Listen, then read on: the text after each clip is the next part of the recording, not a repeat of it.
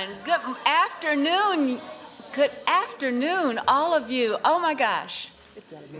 You guys are just like, wave your hand, say hi, say hi. Did your parents watch you on TV? There you go. Come on, wave at your mom and dad and all of them, okay? Make sure you're here, that you came in the same place that they wanted you to be. So I want to call the Charlotte City Council October 27th meeting to order. And we're going to start with introductions. And I just want to say, we'll start with that's on our, do you want to start earlier? Yes, okay. So I want to thank all of you for joining us, especially the special guests that we have today. A few weeks ago, I had the opportunity to go out to a place that I remember and called Bethlehem Center, but it's no longer called that, and I'm going to give somebody the opportunity to tell us about this. But there were a lot of young people out there doing great things, but what we learned is that there were several people at this dais that used to be a part of Bethlehem Center when it was Bethlehem Center. So with that, I'm going to move this over to Council Member James Mitchell and maybe a few of his colleagues that joined in with him. So, Mr. Mitchell. Mayor, thank you, and to the citizens of Charlotte, this is a great opportunity to showcase our bright young minds of the future. Mayor Pro Tem and myself and Councilmember Brown, we all were byproduct of Bethlehem Center. And as the mayor said, we was the last group of Bethlehem Center. We drove them so crazy, they had to come up with another name. So, but what I would like, if we could this time, with the young students come down and lead us in the Pledge of Allegiance. And then, Mayor, if I can have the CEO, Mr. Jerry Keaton, just give us 2 minutes about a Center for Better Education. Now it's the new name. So. Please hold that rail, because those chairs, those steps are so sticky.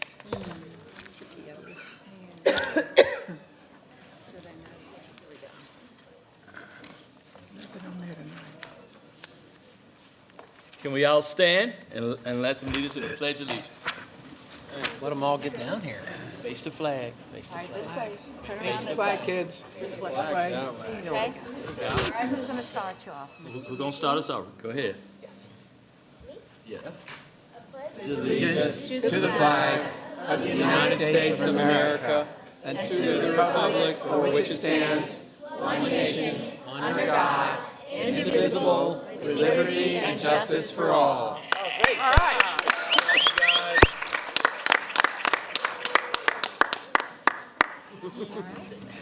Thank you. As a kid, or you like That's for you. I did it when I was little. so you had to go through all of the like the memory and all of The the test. Yeah, it's no joke. it's too easy.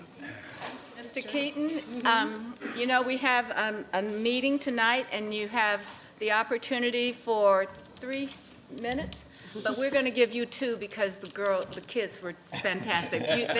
They've earned this additional minute. Go to the big microphone. Yes.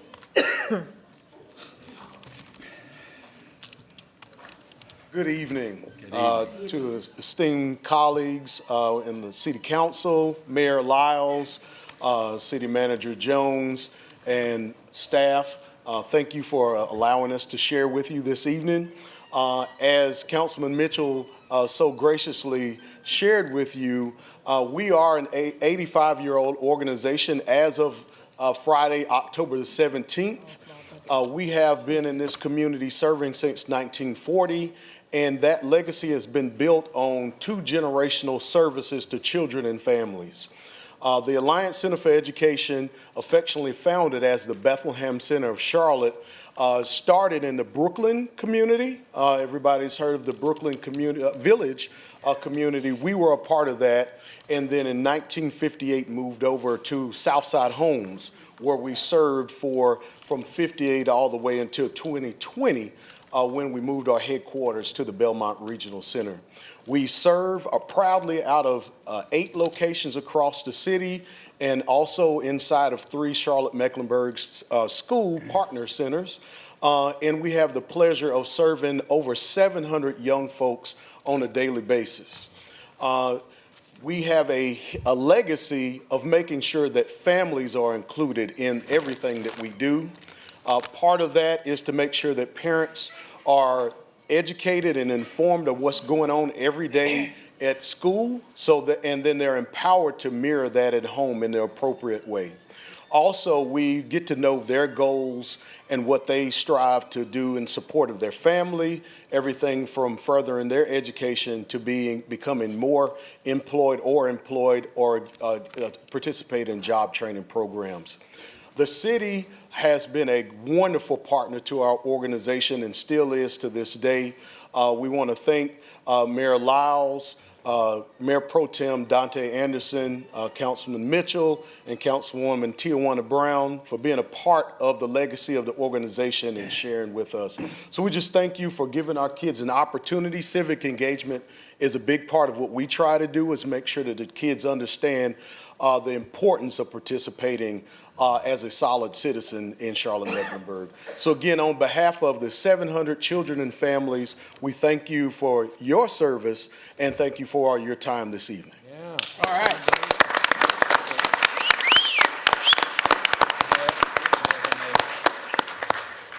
So he left out one person who really made this possible.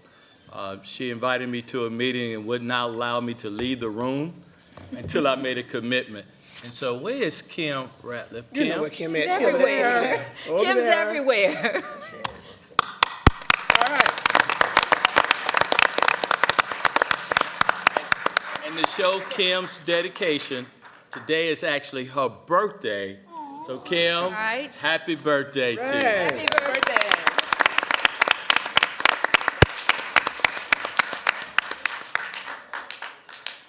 All right. Thank you, everyone, for this opportunity, and I hope that all of you know how special you are to us in this community. So thank you again.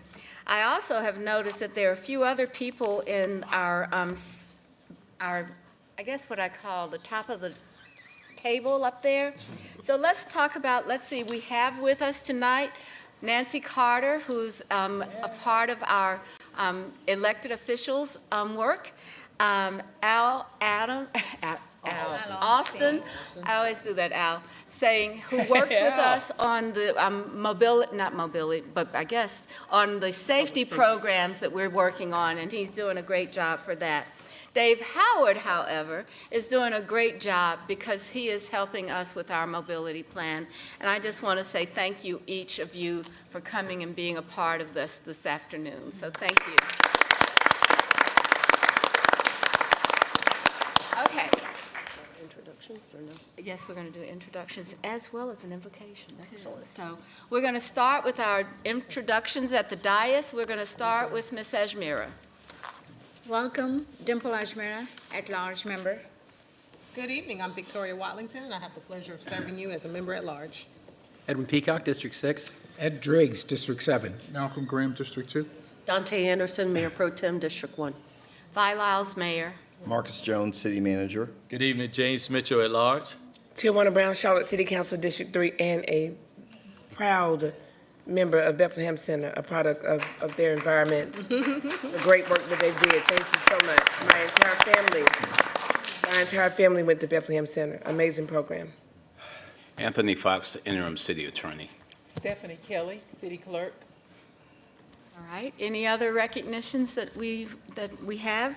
So tonight we always begin our meeting with an invocation, an expression of inspiration, followed by, we've already done the Pledge of Allegiance, so that these young folks can get home on time. Yes. And I want to ask Councilmember Driggs to give our invocation for this meeting. Thank you, Mayor. Please join me, if you will. Heavenly Father, thank you for the gift of life and the opportunity to serve the people of our city. Help us to act with character and conviction. Help us to listen with understanding and goodwill.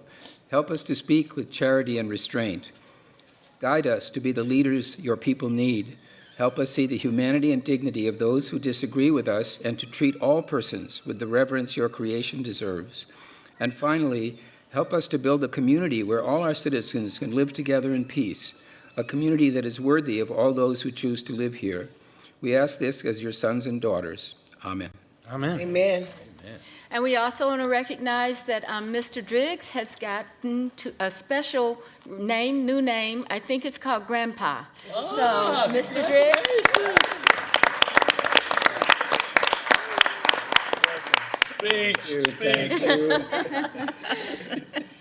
So thank you very much. So now let's start off with our consent agenda. The mayor, let's see, we have items, I have a motion, oh, we have our proclamations. Let's continue to do that. So let's start with our proclamations, and Ms. Brown, will you take our first one? Yes, ma'am. The City of Charlotte proclamation. Whereas women-owned small business are economic engine and own 39.1% of all U.S. businesses, employing 8% of private sector with over 12 million people, generating $2.7 trillion. 73% of African-American business owners are sole owners of their companies, and whereas across North Carolina, women now own approximately 44.8% of all businesses and represent 44.5% of small business employment. North Carolina ranks number 2 in the U.S. as the best state for women-owned businesses, and whereas the Charlotte metro area ranks number 1 in North Carolina for women-owned firms for growth and number 1 in economic clout. In the Charlotte, Concord, Gastonia metro area, women-owned businesses saw a 20.5% rise and 71.3% increase in employment from 2019 to 2024, with an average of 12.5 employees per women-owned firm, and whereas approximately 92,500 women-owned small businesses in Charlotte metro area are generating $13.3 billion in sales and employing 70,000 people, and whereas in fiscal year 2022 to 2023, women-owned businesses comprise approximately 37% of North Carolina minority business agencies, which is operated by North Carolina Department of Administration. Last fiscal year, NC-MBDA created 500 jobs and generated $5.6 million in revenue. And whereas the City of Charlotte values local women, owns small businesses, and celebrates the diversity of ownership and goods and services provided, as well as the contributions they make to our community. And whereas October has been designed and designated as National Women's Small Business Month to celebrate the achievement of women owners, and is also designated as Charlotte Women's Small Business Month to celebrate the achievements of women business owners in the Charlotte region. Now, therefore, I, the mayor, by Alexander Lyles, mayor of Charlotte, y'all know I'm not the mayor, right? Do hereby proclaim October 2025 as Charlotte Women's Small Business Month. How about that?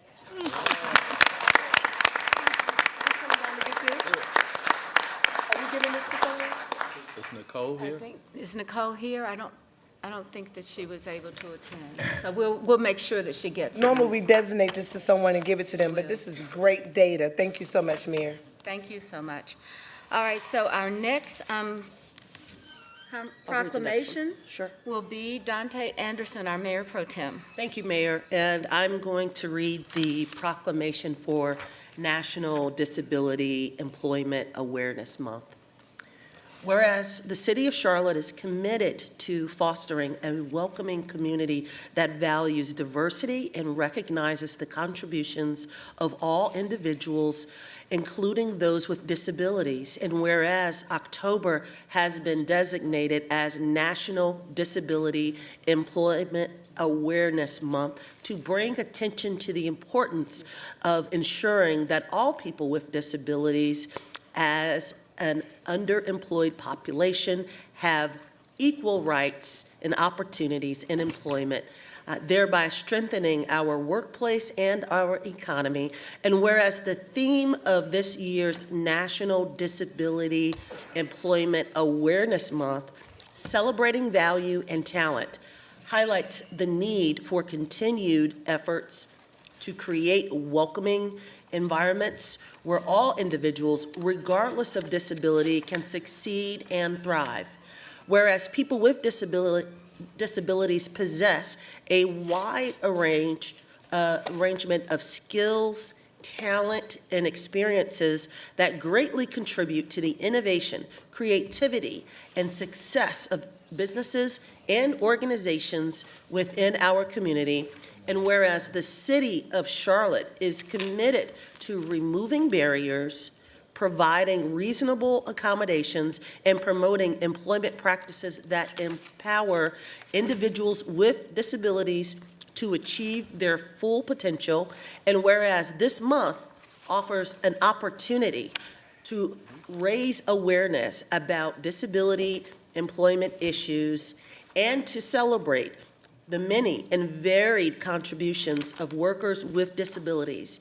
And whereas by working together to raise awareness and advocate for employment opportunities for people with disabilities, we strengthen our community and contribute to the overall economic growth and development of Charlotte. Therefore, she, Vi Lyles, Mayor of the City of Charlotte, does hereby proclaim October 2025 as National Disability Employment Awareness Month.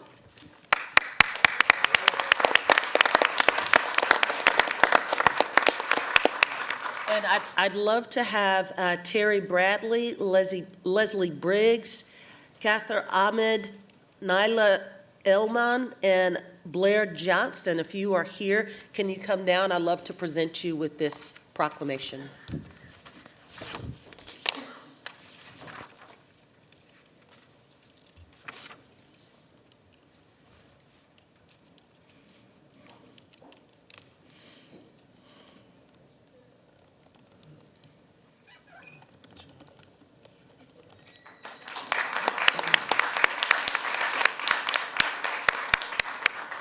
Thank you so much. So we will now move into the awards and recognition portion of our agenda, beginning with the recognition of our Crown Tree Award winners. In June 2025, I proclaimed October as Charlotte Tree Month to raise awareness for the city tree canopy and to promote tree planting efforts citywide. The City of Charlotte is very proud of the robust canopy and those that work continuously to support our canopy's growth and continued health. Several award winners have joined us tonight in honor of Charlotte Tree Month. Award winners, please stand and be recognized.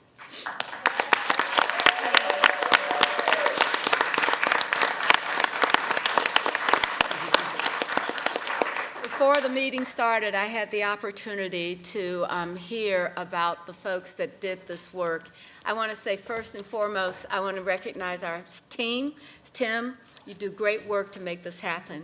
But more importantly, we had stories about why the trees work for us, and there were many different ways and reasons to make this effort. And I just want to say to all of you that have made this effort possible, we are so in debt to you for what you do and what you make happen for our tree canopy. So thank you very much. I think I took pictures with everybody, and you probably want to go home by now. So thank you very much. Well, please stand, please. I want to give you a round of applause. Stand up. You're not.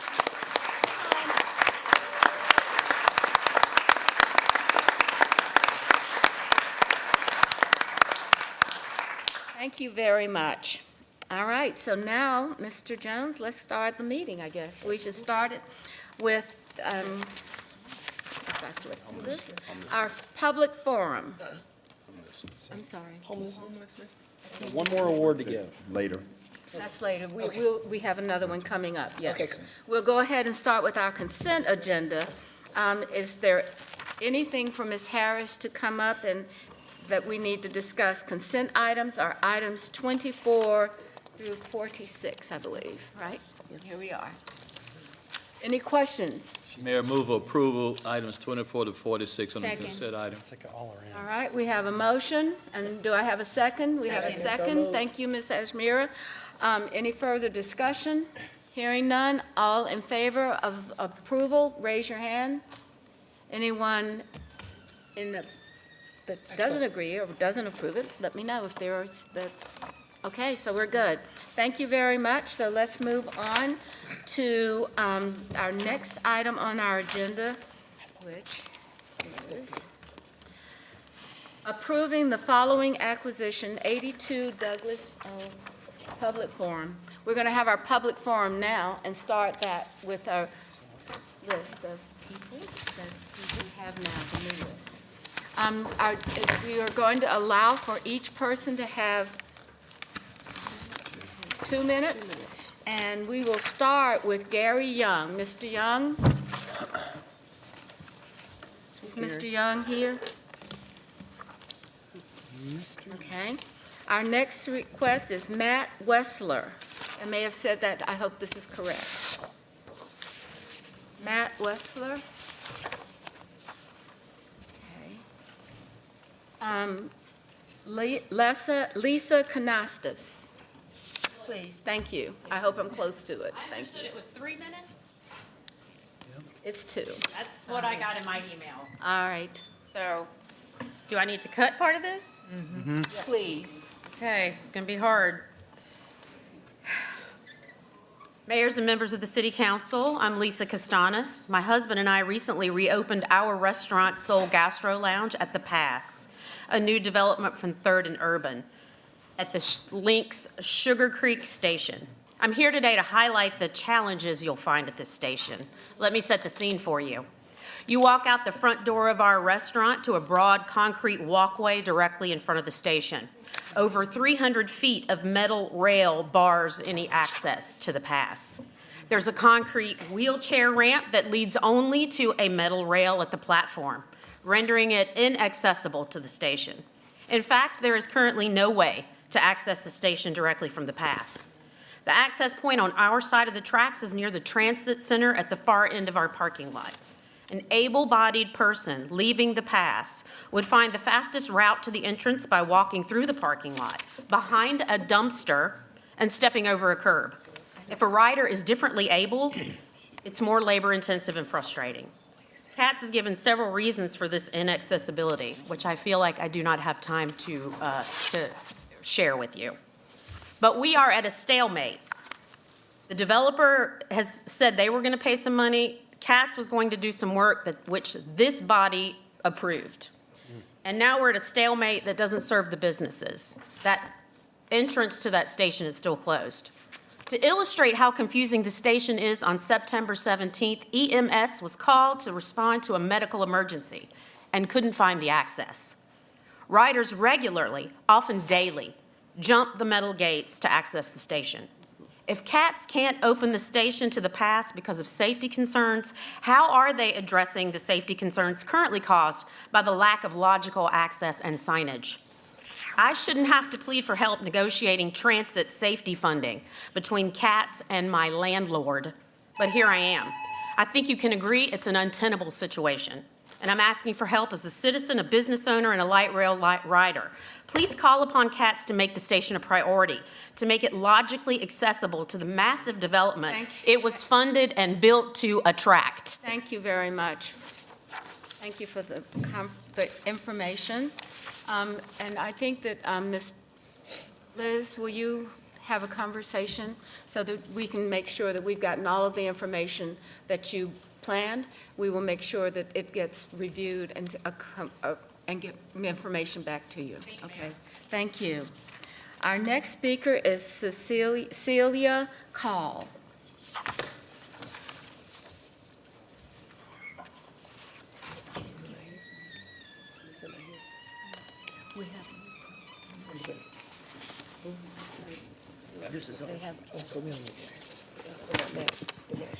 Good evening, Mayor Lyles and members of the City Council. My name is Celia Call, and I am currently a middle school student at J.T. Williams Montessori. Throughout my life, both at home and at school, I've always been taught the value of One Earth and the importance of organisms in our ecosystems. Some of the most important organisms we can protect are pollinators, and not just because of their importance in food production, but also their importance in shaping healthy ecosystems.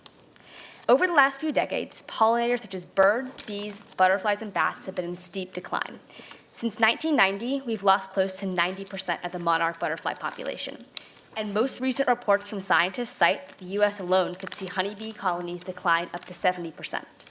When looking at some of the most pressing matters concerning the decline of pollinators, experts often look at habitat loss and pesticide use.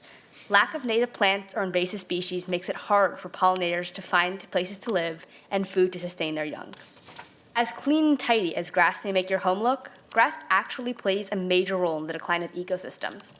Grass requires unnecessary water usage, runoff from fertilizers and pesticides, and the carbon footprint for mowing lawns certainly adds up to create a negative carbon footprint. But there is hope. Dedicated home gardeners have been taking action.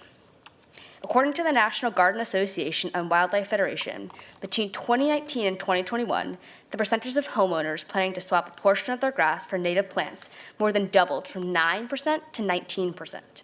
Even the city of Charlotte hosts educational pollinator weeks in the summer and hosts tree and pollinator walks free to residents throughout the year. As a plant enthusiast, I've attended many of these events and felt that the city supports and upholds the Bee City USA pledge that Charlotte has been a part of since March of 2023. Which is why I'm so confused why we're even here to argue this ordinance today. In the Charlotte Code of Ordinances, Chapter 10, Article 3, Division 4, Section 10-155 states that it shall be unlawful for the owner and/or occupant of a premise to fail to cut overgrown grass, weeds, and other vegetation when grass, weeds, and other vegetation is higher than Your greater than height. time is up. Thank you very much. If you'd like to leave this.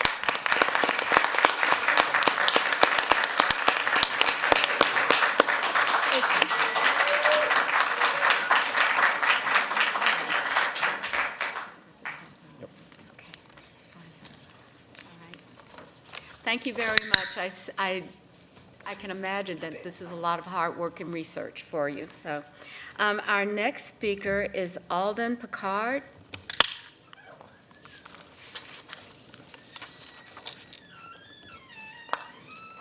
Thanks for laying the groundwork.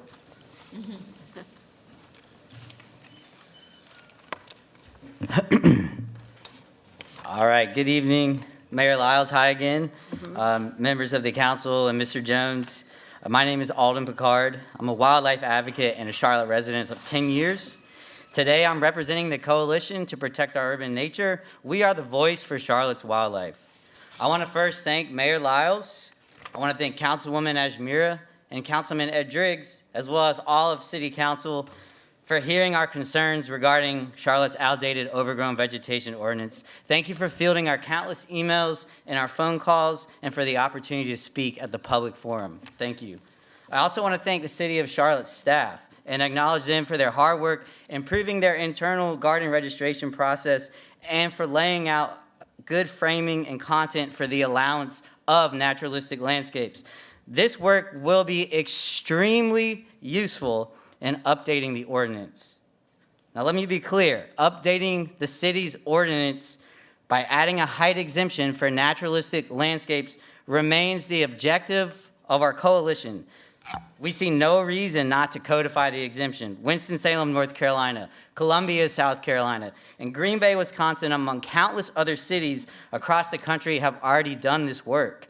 Codification is important. It builds trust and engagement by clarifying and standardizing rules, making them easily accessible to the public. And from an urban forestry standpoint, the codified change can be used as a precedent to include wildlife conservation in strategic city planning. This would be a fantastic move for the city, opening up future opportunities for conservation.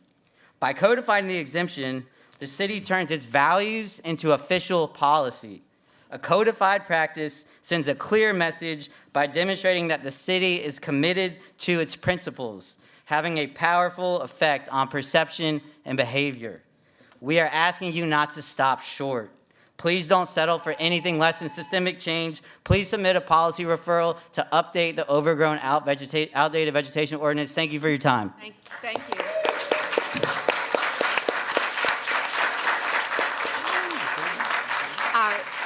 Our next speaker is Hope Wright. Had so much of it. Madam Mayor, have we Yeah. had a referral to the committee?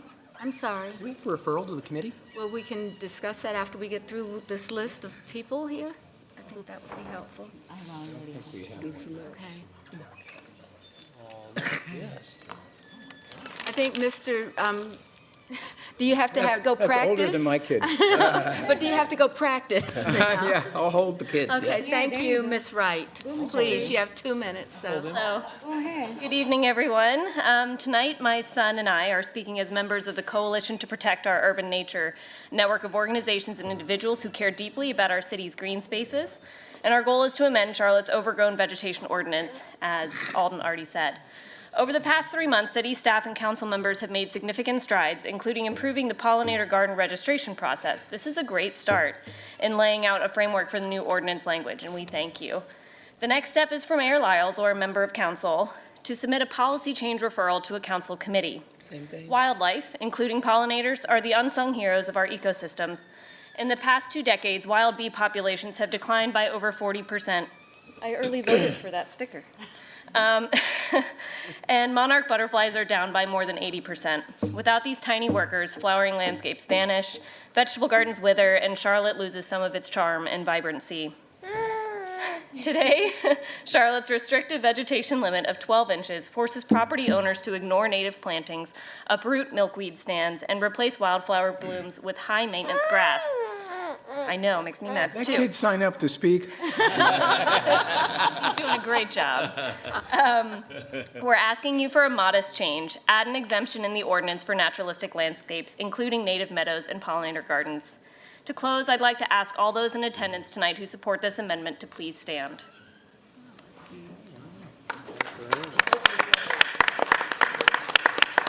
Please join these neighbors in giving pollinators and other wildlife the space they deserve. And in doing so, keep Charlotte blooming for generations to come. We are urging one of you to submit a policy change referral to a council committee to request an ordinance amendment.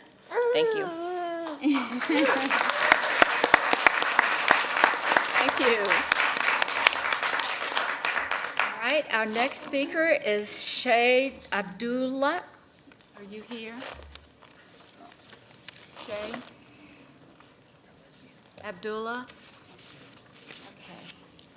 Okay. Our next speaker is Mary Thomas. Ms. Thomas is at the top of our meeting because she is going to speak from that space. Ms. Thomas? I'm Mary Thomas, recent member of Charlotte. Can you hear me? Thank you, Mr. Austin. Well,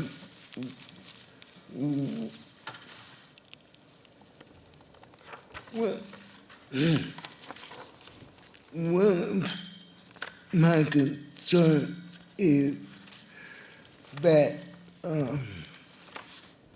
lockdown they have on some of the buses need to be turned around so that you can see where you're going to get off at, because those cameras does not work all the time. And when you mash the button, when I mash the button for my stop, it doesn't work half the time. And the driver gets an attitude. I'm like, I mashed the button. What do I supposed to do? Unhook myself and go to the driver and disrespect the driver and the other people on the bus? Ms. Thomas, thank you for sharing this information. Do you have additional things that you want us to know? Yes, I do. Please. I've been following these people that's running for school board, but I don't hear them talk about what needs to change. They changed it years ago, and that's where the crime began in the schools when they took prayer out of school. You know, that's when crime started. When prayer was taken away from children that wanted to pray. Thank you. Thank you very much for your comments. And before, I'd like to have one of our teammates come up and speak with you so that we can be sure that we have everything that you wanted to say to be done and addressed later. So I'm going to ask Ms. Babson to come upstairs and work with you on what you want to make sure that we get change and what we need to do. Thank you very much, Ms. Thomas.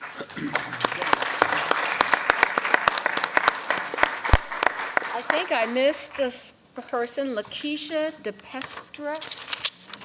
Is that correct? Lakeisha DePrester? Are you here today? Here. All right. Okay, let's go on to our next list. Jeremy Lamb. Mr. Lamb?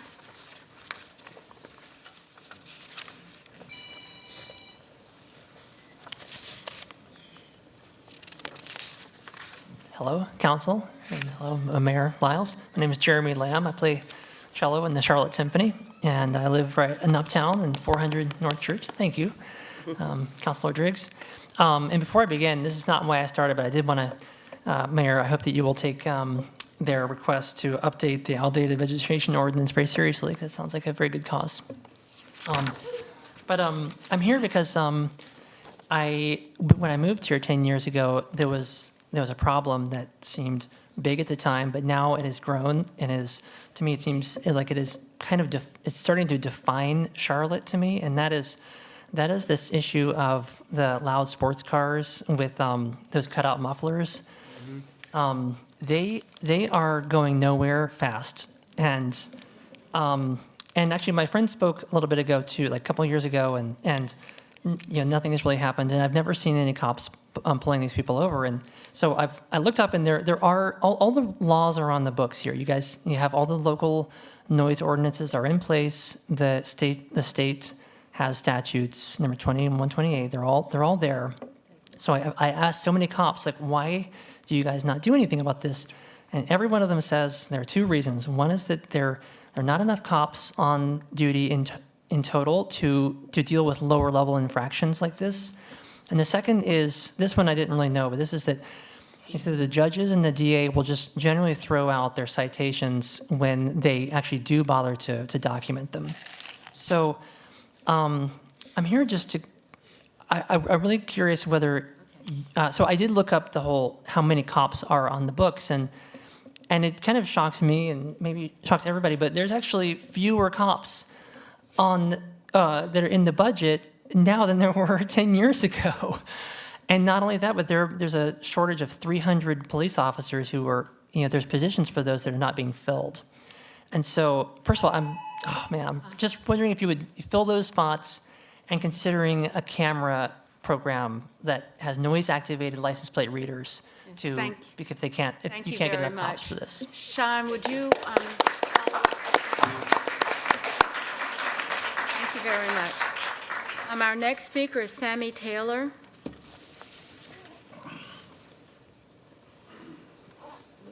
Nope. All right, Constance Proctor.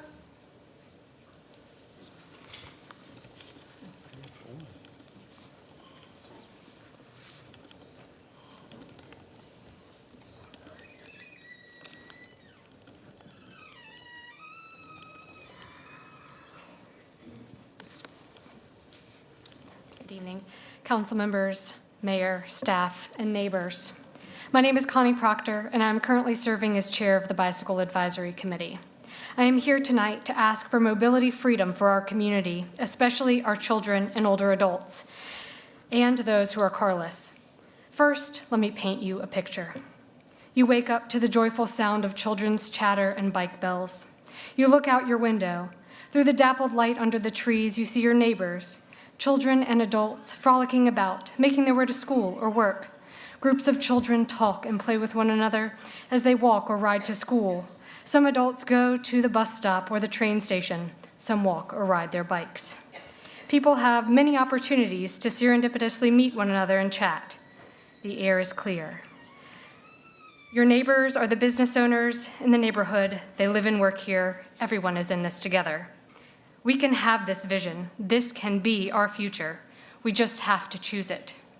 We need it. We are lonely and isolated. Our children are suffering from lack of activity, social interaction, and autonomy. We have the opportunity to improve all of this. I have 2 children, and I talk to other parents all the time who are desperate to give their children autonomy, desperate to let them walk or bike places on their own or with their friends. We deserve this reality. So what can we do? Neighbors, I ask you to vote for the transit tax so that the plans the city staff have worked so hard on for the corridors of opportunity and strategic investment areas can go from being simply plans on paper to reality on the ground, so that we can build space for people to walk and ride bicycles and more robust transit options. Council, I ask you to support a budget increase for the bicycle program so that we can build the crucial connections between the bigger projects, fill the gaps, and make it possible to easily hop on a bike. Thank you very much. That's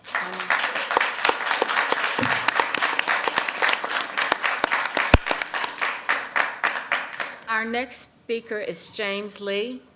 Mr. Lee?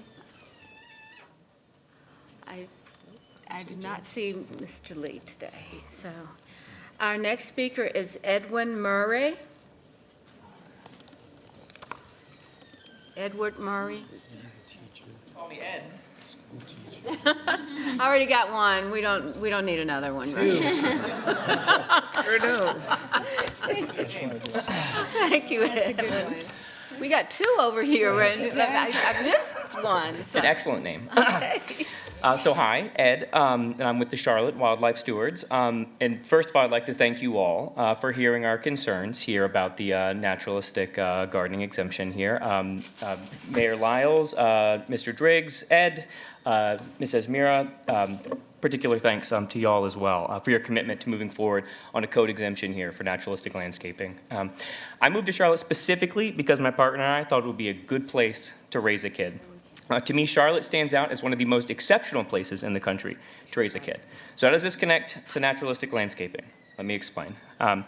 As a dad, my main job in life right now is to make sure that my daughter gets to experience things that expand her mind. So when I do things, I invariably end up asking myself, how can my daughter participate in this? 2 years ago, my wife and I started a big project in our yard to replace invasive and non-native plants with natives. And we did it because the world's beleaguered flora and fauna desperately need our help. Naturally, I wondered how my daughter, now almost 4, would react. And it turns out that she loves it. We now have well over 100 species of native plants. My kid can ID many of them and loves inspecting all of them. And when we are out on the town or at a park, she can identify plants she knows from the yard. Her perception of what plants are has been fundamentally expanded. And since these native plants provide food and shelter for innumerable animals, from humble bugs to gorgeous birds, she has been able to witness firsthand the complex, interwoven nuance of a food web. When she gets to that module in a future science class, she will have a primary source foundation to draw upon. As a parent, my goal is always to look for the overlap of fun and education. In this naturalistic gardening, I have found just such an overlap.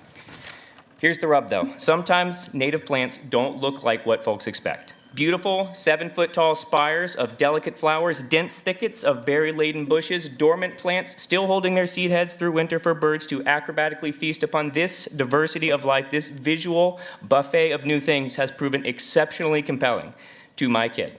And I'm sure it could be to many others as well. Access to all of this wonder, growth, and learning, a truly magical experience, can be codified by sending a referral to amend the outdated overgrown vegetation ordinance by adding a height exemption for naturalistic landscapes. Thank you. Thank you. Edward, Mr. Murray? Mr. Ed. Mr. Ed? Your daughter is really, I think, getting something that we all hope that all of the kids in this community has. And so let's go ahead and do this ordinance and get it changed and make it possible. So thank you. All right.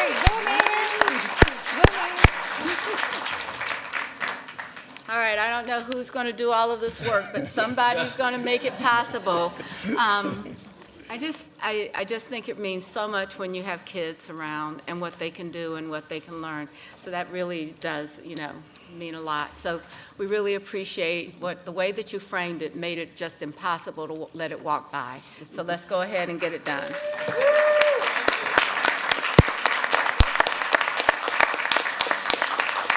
Okay, let's see. Our next speaker is Craig Reynolds. Mr. Reynolds? Craig Reynolds? Nobody short. Okay. Our next speaker is Juan Contreras Jerez, and I'm really sorry if I'm not saying this. I'm trying my best. Thank you, Juarez. The Spanish chick. I know you know Juarez. Juarez. Juarez.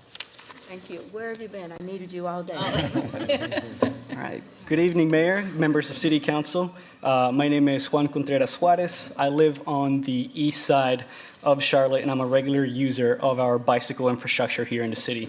I'm also vice chair for the Bicycle Advisory Committee, but tonight I'm mainly here as a concerned resident of the city. I've taken the time to review the many improvements highlighted across the 22 strategic investment areas, and I'm glad that some of those improvements include improvements to bicycle infrastructure, keeping in mind that very good bicycle infrastructure also provides freedom of movement to children and residents who also use wheeled assistive mobility devices. Everyone benefits from this infrastructure. While these plans are good in isolation, I would like to call out an important gap in all of this: the lack of connection between the highlighted areas and the lack of connection between council districts. I believe that these gaps are where the existing CDOT bicycle program would be able to focus their efforts on, but that would require the city to commit to increasing the current bike program budget. While there may be some opportunity to build good bicycle infrastructure with funds from the proposed transit referendum, and I do encourage everyone to strongly consider voting yes on these much-needed funds, the outcome of that vote is still very much in the air right now. I also believe that those funds would not be fully sufficient to create the connections required for residents to feel comfortable biking across the city. At the current level of $8 million per year, the bike program is not capable of funding projects necessary to grow Charlotte's infrastructure when half of that funding can be taken by one large project. I encourage City Council to take a look at the bicycle program budgets of our peer cities and the safety, community, and economic benefits that come from well-planned bicycle infrastructure. Myself and other members of the Bicycle Advisory Committee would be happy to share those studies with you. Tied to this, we need City Council to also commit to developing a strong framework to track the progress of these infrastructure projects and providing public updates on the status of hitting these established goals. Thank you. Thank you very much. We're working on it. Okay. I believe that is the end of our list of speakers for tonight. So thank you all for those. I'm sorry, did you sign up to speak? We have the transportation issue, so that guy is not here. So somebody is We have some policies and rules, and so but we will. We're good, PBH. Okay, okay. So you will, yes, we'll be getting next to you pretty soon, okay? Hold tight. Okay. Hold tight, just give us a moment, okay? Thank you. All right. Okay, so I believe that does close out our, wait a minute. We have to go. Public hearings. Public hearings, okay. All right. All right, we'll give you a moment. Can the council all hear?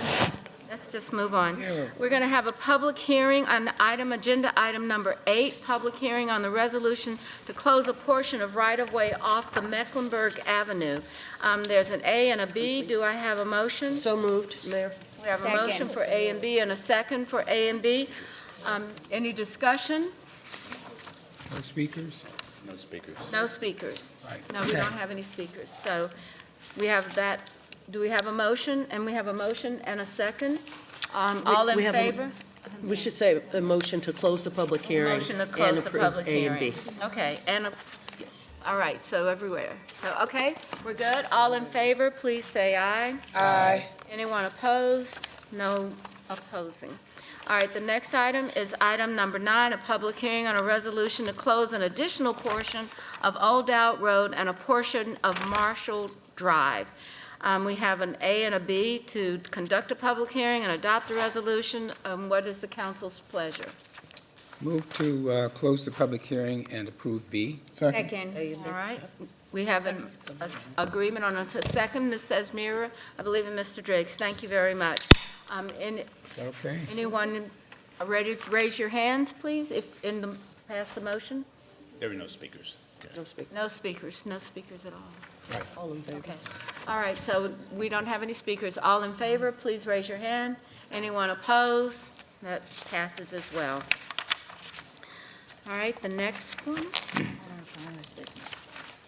is a public hearing, number 10, public hearing on decision on Ashul Phase 1 voluntary annexation, conduct a public hearing, and adopt an annexation ordinance with an effective date of this date. So do we have a motion? There are no We need to public ask for speakers. No speakers. speakers. Do we have a motion? Motion to close public hearing and Second. adopt B. All right, we have a motion and a second. All in favor, please raise your hand. Anyone opposed? That passes as well. All right. A lot of things. All right, our next one is item 11, which is a public hearing and a decision on Long Creek at McClure voluntary annexation. Again, we've been asked that we will not have anyone to speak, so we can have do I have a motion to conduct a public hearing and adopt the annexation ordinance? So moved. We have a motion and a second. Any discussion? Hearing none. All in favor, please raise your hand. Anyone opposed? Nobody's opposed. Okay. The next one is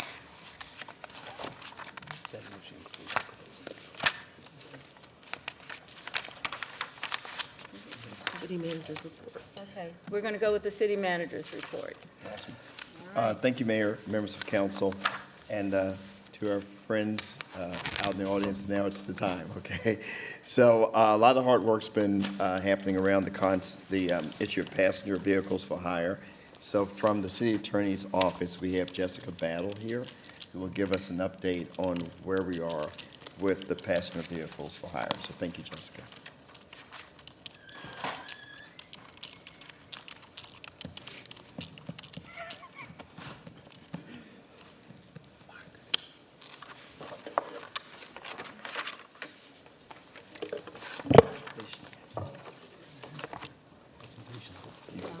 Good evening.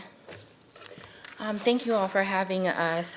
We've been talking about passenger vehicles for hire for quite some time. This was somewhat prompted by a letter from some of our stakeholders last August of 2024.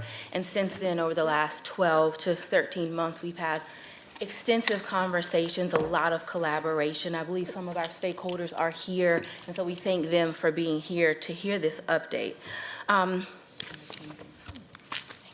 As we get started, we got here because the last major update to our PVH, or passenger vehicle for hire ordinance, occurred, including the addition of ride shares all throughout Charlotte, just like other major cities. The legal considerations we looked at during this conversation stem from chapters 160A and chapter 20 of the general statutes that allow or speak to regulations of taxis and also our transportation network companies, also called TNCs. TNCs are our ride shares like Uber and Lyft and those sort of apps that persons can summon to get a vehicle. When we were talking and having these conversations, we acknowledged that we received several proposals from our stakeholders. And when we took a look at what changes could be possible, we wanted to look at operational clarity and sort of transparency of the PVH process in Charlotte, to have more efficient application review processes to sort of speed those along so we can get drivers on the road, and also to improve the experience for our citizens and for drivers and companies as it relates to PVH and the processes to get those up and running and ensure consumer safety along the way. When we looked at the current state of PBH in Charlotte, we turned again to the North Carolina general statutes that give Charlotte express authority to regulate PBHs in our city. And with that, Charlotte created in the year 2000 a PBH board that reviews applications for taxi cab and limo companies that want to operate in Charlotte. Over the last few years, you can see the revenue up on the slides. In 2023, we got about $270,000 in revenue, and in 2024, about $265,000 of revenue in our PBH program. The separation of PBH from TNC is a completely different process, and TNCs are regulated at the state level.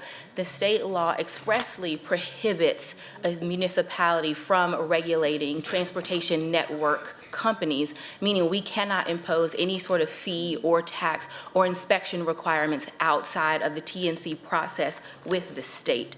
And so with that, when we were looking at the current state, we had to keep those sort of statutes in mind to make sure when we were looking at proposed changes from our community and stakeholder that we were within state law. Again, we had several collaborative and very productive conversations. The letter that we received from our PBH stakeholders included about 19 proposals that they sought to have updated in our PBH ordinance. And to sort of meet in the middle and kind of try to level the playing field of our PBH companies in Charlotte versus our TNCs, the city attorney's office has recommended the city moving forward with about 9 of those proposed changes. And I will go through them briefly individually. The first change involves changing language that would include recognizing taxi cab companies' right to drive also as TNCs. And so we would recommend changing the ordinance so that a taxi cab could offer rides on a metered basis, but could also participate in Uber or Lyft if they so chose to, but those would be separate rides. You could not have a meter running and also be a TNC at the same time. The next changes that the city attorney office recommends is to add some definitions into our ordinance. That would include changing the definition of operator. Right now, the definition of operator is quite broad, and it would also include not only the person behind the wheel, but it would also include the person driving, or excuse me, who owns the vehicle or owns the company. And so making some changes to the definition of the ordinance to take out some of the requirements for a person who might own a taxi cab company but not operate any of the vehicles. We also recommend adding definitions for the TNCs and TNC drivers, just so that we incorporate the changing industry in our PBH ordinance. Recommendation for our proposed change number 3 would be to remove some of the training requirements that our ordinance requires for people to drive passenger vehicles for hire in Charlotte. We had instructions that someone had to learn city streets and roadways and certain landmarks, but in comparison to the TNCs, a person does not have to take any sort of training on the city in which they need to or intend to operate and drive their vehicle. Proposed change number 4 relates to the drug screening process. Previously, the drug panel was a 10-part panel of drug screening. When we looked at Chapter 20 and some of the requirements placed on commercial drivers, the screening panel was less. And so we would propose changing the drug screening to a 5-panel from a 10. The 5th recommendation would be changing the ordinance section that looks at application requirements and criminal history. Currently, if a person has any criminal matter pending outside of a traffic ticket, they would be automatically sort of disqualified from the PBH process. We recommend updating that ordinance to make it so that no application shall be accepted if the pending charge is an actual disqualifier. If it's not a charge that if guilty, they would be disqualified, we would recommend not using that in the application process and only considering those that could, if guilty, disqualify someone from operating as PBH. Recommendation number 6 involves contract vehicles for agencies. That's things like the Department of Social Services and CMS that contract with passenger vehicle for hire companies to transport people in relation to their services. Government sort of sets fees when they need to contract with someone for PBH purposes, and we recommend making it so that charges for an agency vehicle that might be operating for the government would not be any less than those of a metered vehicle, so that these PVH companies would not be sort of lowballed with government contracts versus how much they would make for that particular ride were they to run the actual meter on their vehicle. Recommendation number 7 involves only using metered rates at the airport. Again, some owners and operators and drivers want to be both a taxi cab and operate at TNC on certain occasions.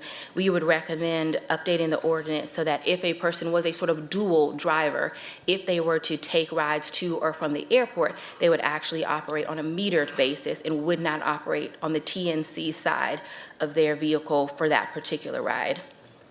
Number 8, we consider to be somewhat low-hanging fruit. There was previously a 10-year age limit for PVH vehicles, that once a vehicle was 10 years old, it could no longer be used for a passenger vehicle for hire and had to be under 10 years.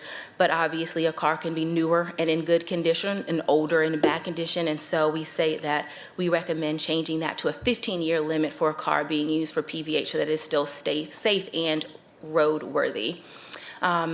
Section number 9 would involve the affixing of lights to the vehicles. Right now, taxi cabs and PVH vehicles are required to have lights affixed to their rooftop, but we would recommend updating that ordinance to say that not only could lighting be attached to the rooftop, but could also be on that front windshield. Again, sort of looking at the comparison of our PVH vehicles to our TNC vehicles that do have lighting on their front windshield. That also comes into consideration that right now, some of the vendors who make the rooftop taxi lights are a little bit harder to find given the industry changes. And so we recommend making that change as well to require or allow for different sorts of lighting on PVH vehicles. When we were looking at some of the changes recommended by our stakeholders, the City Attorney's Office found that it would be a good time to take a deeper dive into all aspects of the ordinance instead of piecemealing it and bringing you some stakeholder recommended changes now and then coming back later. So part of our deep dive involved looking at the actual passenger vehicle for hire appeals process. Right now, if someone is denied a permit or denied a renewal, their appeal takes them straight to Superior Court at the courthouse. Given we know our courthouse is full, our courthouse is sometimes overworked, and we also have different appeals processes for other of our areas in Charlotte, we recommended changing the PVH appeals process to mirror some of the others that we have in Charlotte.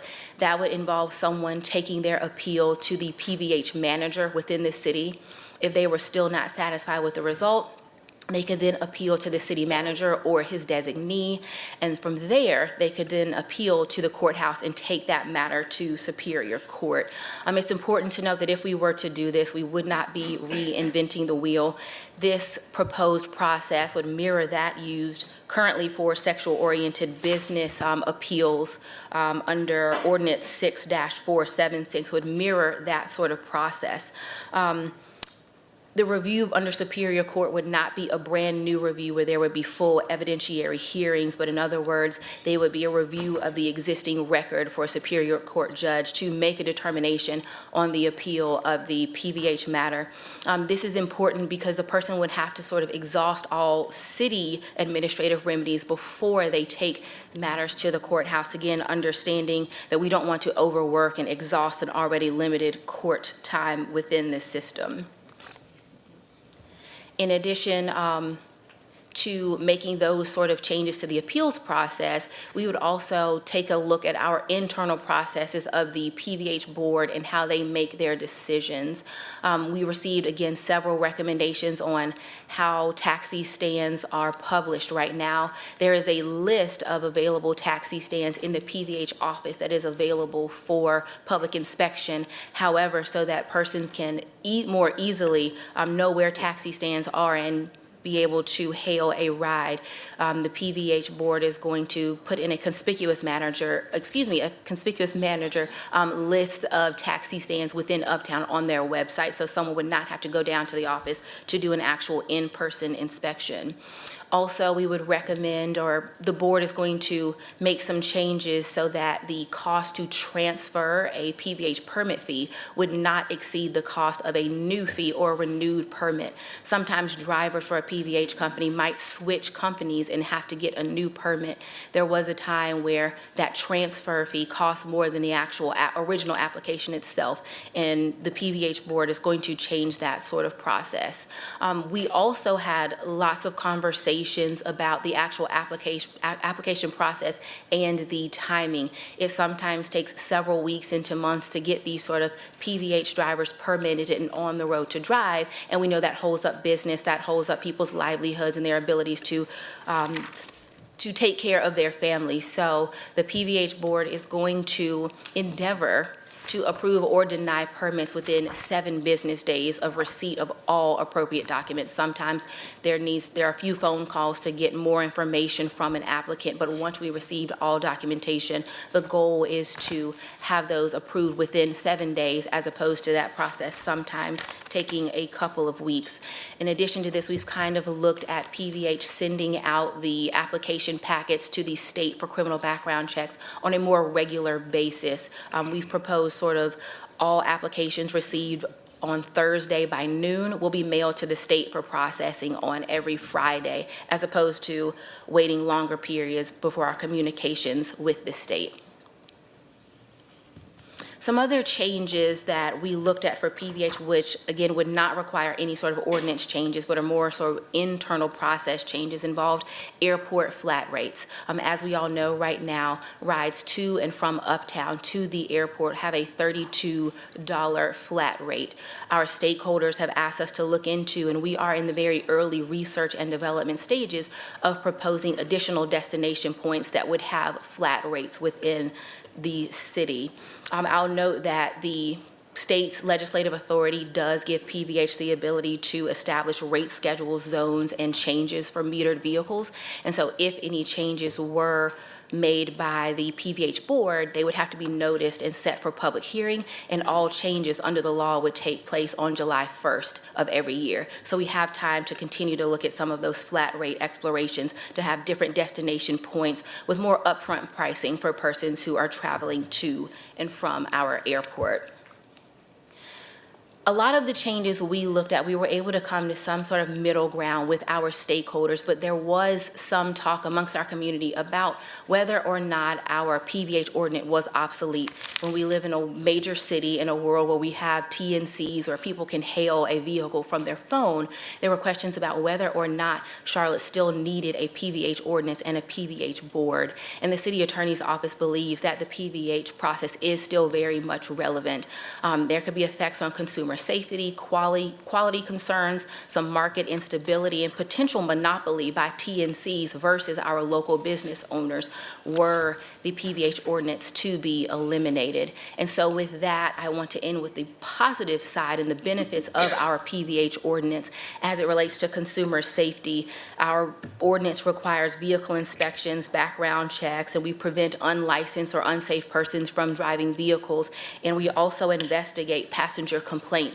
When we look at service quality and the purpose of having a PVH ordinance, we can regulate those fees, we can investigate complaints and resolve disputes amongst our consumers to make sure that Charlotte has a hand in the PVH process and persons maneuvering in and out of our city. As we know, we have plenty of conventions and other reasons for tourism in our city.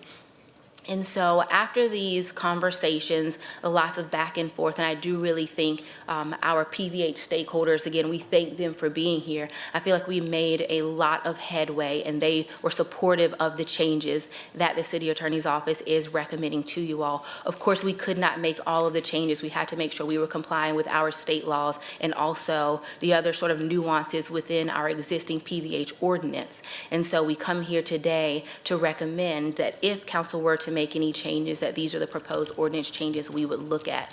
And as far as next steps, I am prepared to look into and follow up with council about any questions not addressed or answered this evening. And then from there, once and if council is ready, we can bring forward these PVH ordinance refinements for vote at a later business meeting. And so with that, again, I appreciate our stakeholders for being here, and we thank you for your time.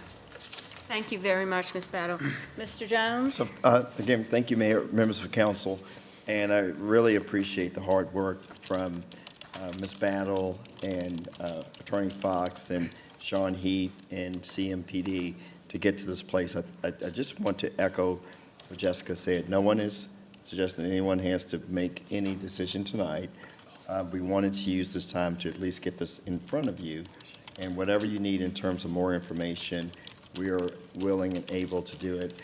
But as Jessica said, this has been a lot of discussions back and forth to come to a place where we can come to you comfortably tonight to believe that there are some options on the table that are agreeable from both sides.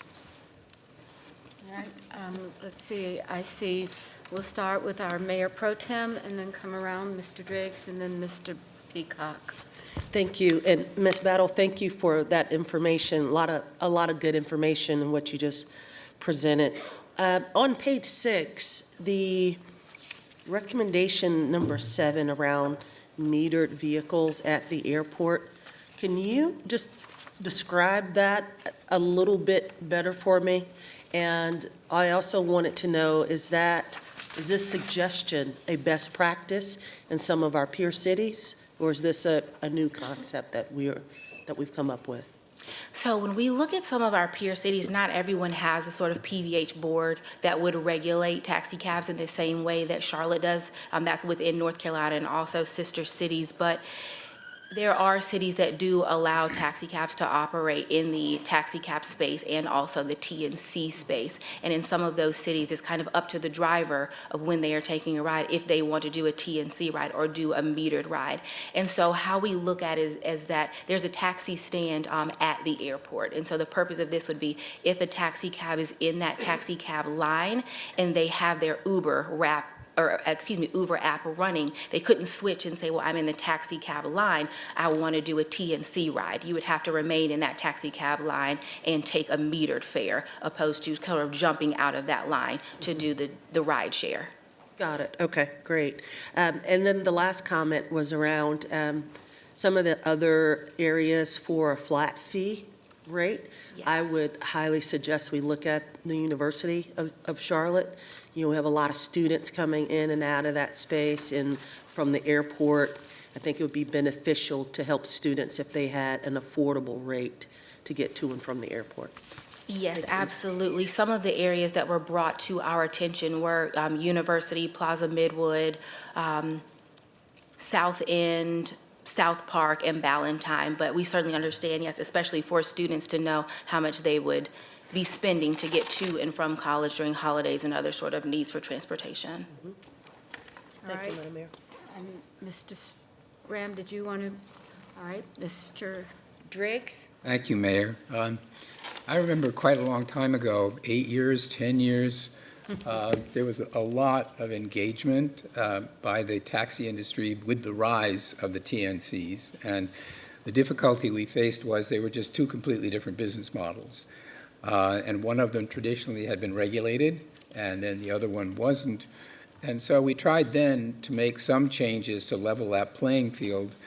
I guess without getting into too much detail, there were some things we talked about then that have not come up now, and maybe that's because they couldn't be brought up. But we're representatives of the TNC business involved in these conversations, since it involves the competition between them and the taxi cab companies. So did we hear from them about whether they thought any of these changes affected them?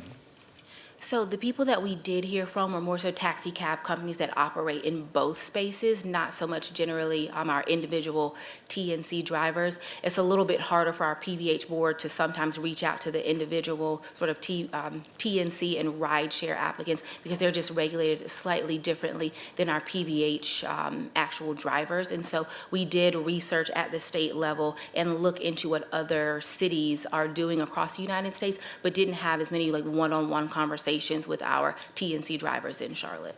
So what requests that you had from the PVH, the taxis, did you not feel that you were able to accommodate? Like what other things were they asking for?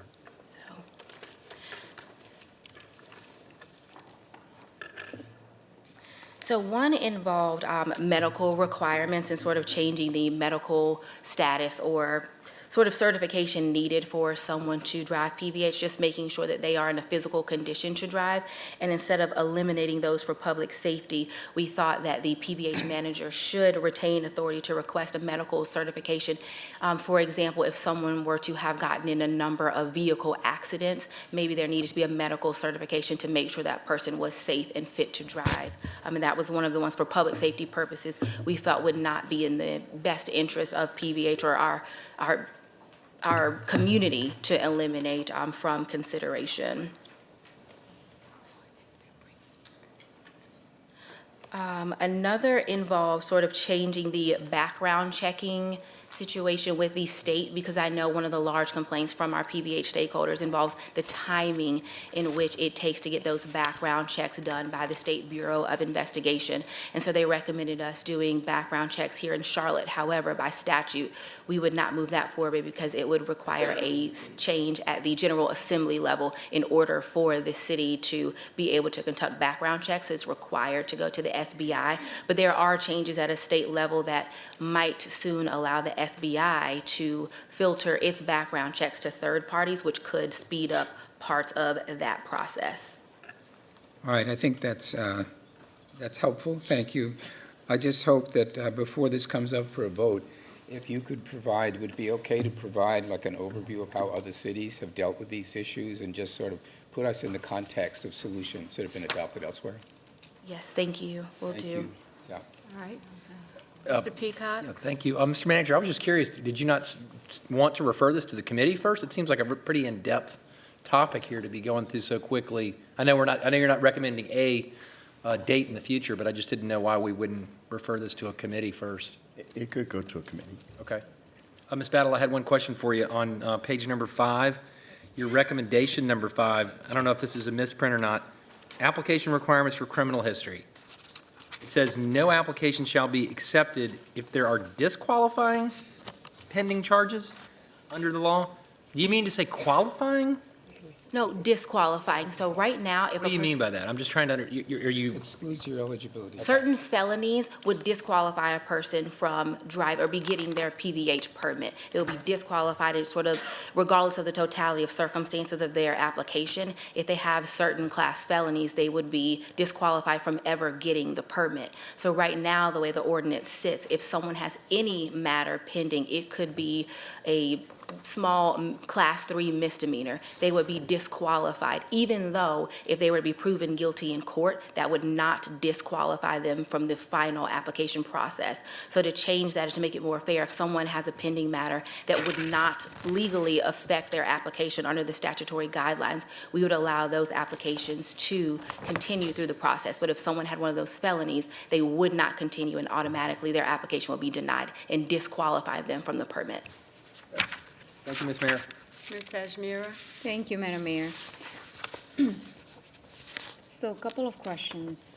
I know that my colleague, Councilmember Peacock mentioned referring it to the committee, but that might delay this adoption of this. And I know that in November, there is not a mandatory committee meeting, so I'm all for the process, but I don't want to delay this. I know that there are a lot of drivers here who have been waiting on this for a while. So if there are any questions, we can certainly have a small group meetings. But in the interest of time, I don't want us to go through the committee process. Second, I would like to hear from drivers. I know that we heard from Ms. Battle. Thank you for your presentation. This is very helpful.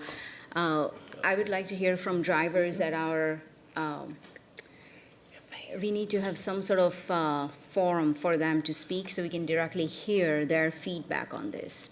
Are these proposed changes sufficient? Do we need more? Do we need less? That's the kind of feedback I'm interested in hearing because this is going to impact them directly. So I look forward to hearing from them, but that's all I have. Thank you. Thank you. Thank you. Ms. Watlington. Thank you, and forgive me if I missed this part, but along the lines of what Councilmember Ajmira was just asking, I wanted to make sure I understood, see the rationale on the first slide. What was the catalyst for this work? Was there a specific constituency group that asked for it, or was it just part of ongoing? We received a letter from a few of our stakeholder companies last August, and it had, I think, 19 changes that they recommended to the PVH ordinance, and that sort of sparked a look at it because it hadn't been looked at since the 2017 updates. And with the growing TNC industry, we felt it would be an appropriate time to sort of look at the entire process in addition to their recommendations. And those 19 companies, were they all TNC? No, it was, I believe, 3 companies, but they recommended 19 proposed changes. But no, the companies who did recommend the changes were taxi and limo companies in Charlotte. Okay, thank you. Thank you. Any additional questions? Mr. Manager, did you want to? My report. Okay. Thank you, Ms. Battle. Thank you. Okay, we will move on to agenda item number 13. The Citizens Review Board requirements. This is an action to approve the Housing, Safety, and Community Committee's recommendations to revise the Citizens Review Board training requirement and process response times by adopting an ordinance amending Section 16-56 and 16-62 of the city's Code of Ordinances. Is there? Chair. Ms. Watlington?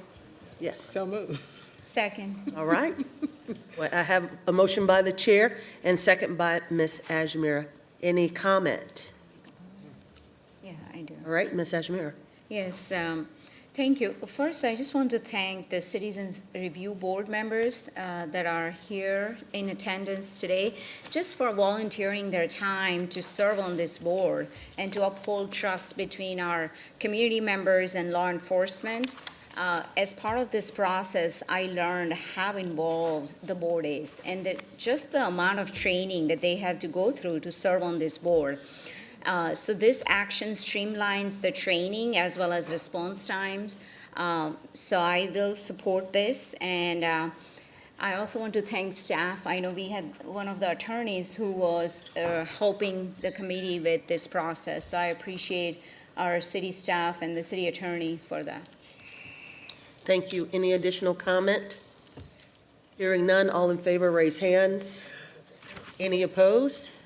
That is unanimous, and so we'll move on to item number 14. Item number 14, authorize the city manager to negotiate and execute a contract with IK Smart City LLC to provide, implement, operate, maintain up to 30 digital kiosks within the city, maintain rights of way for a term of 10 years. Authorizing the manager to renew the contracts up to 1-year, 10-year term with possible price adjustments, and amend the contracts consistent with the purpose for which the contract was approved.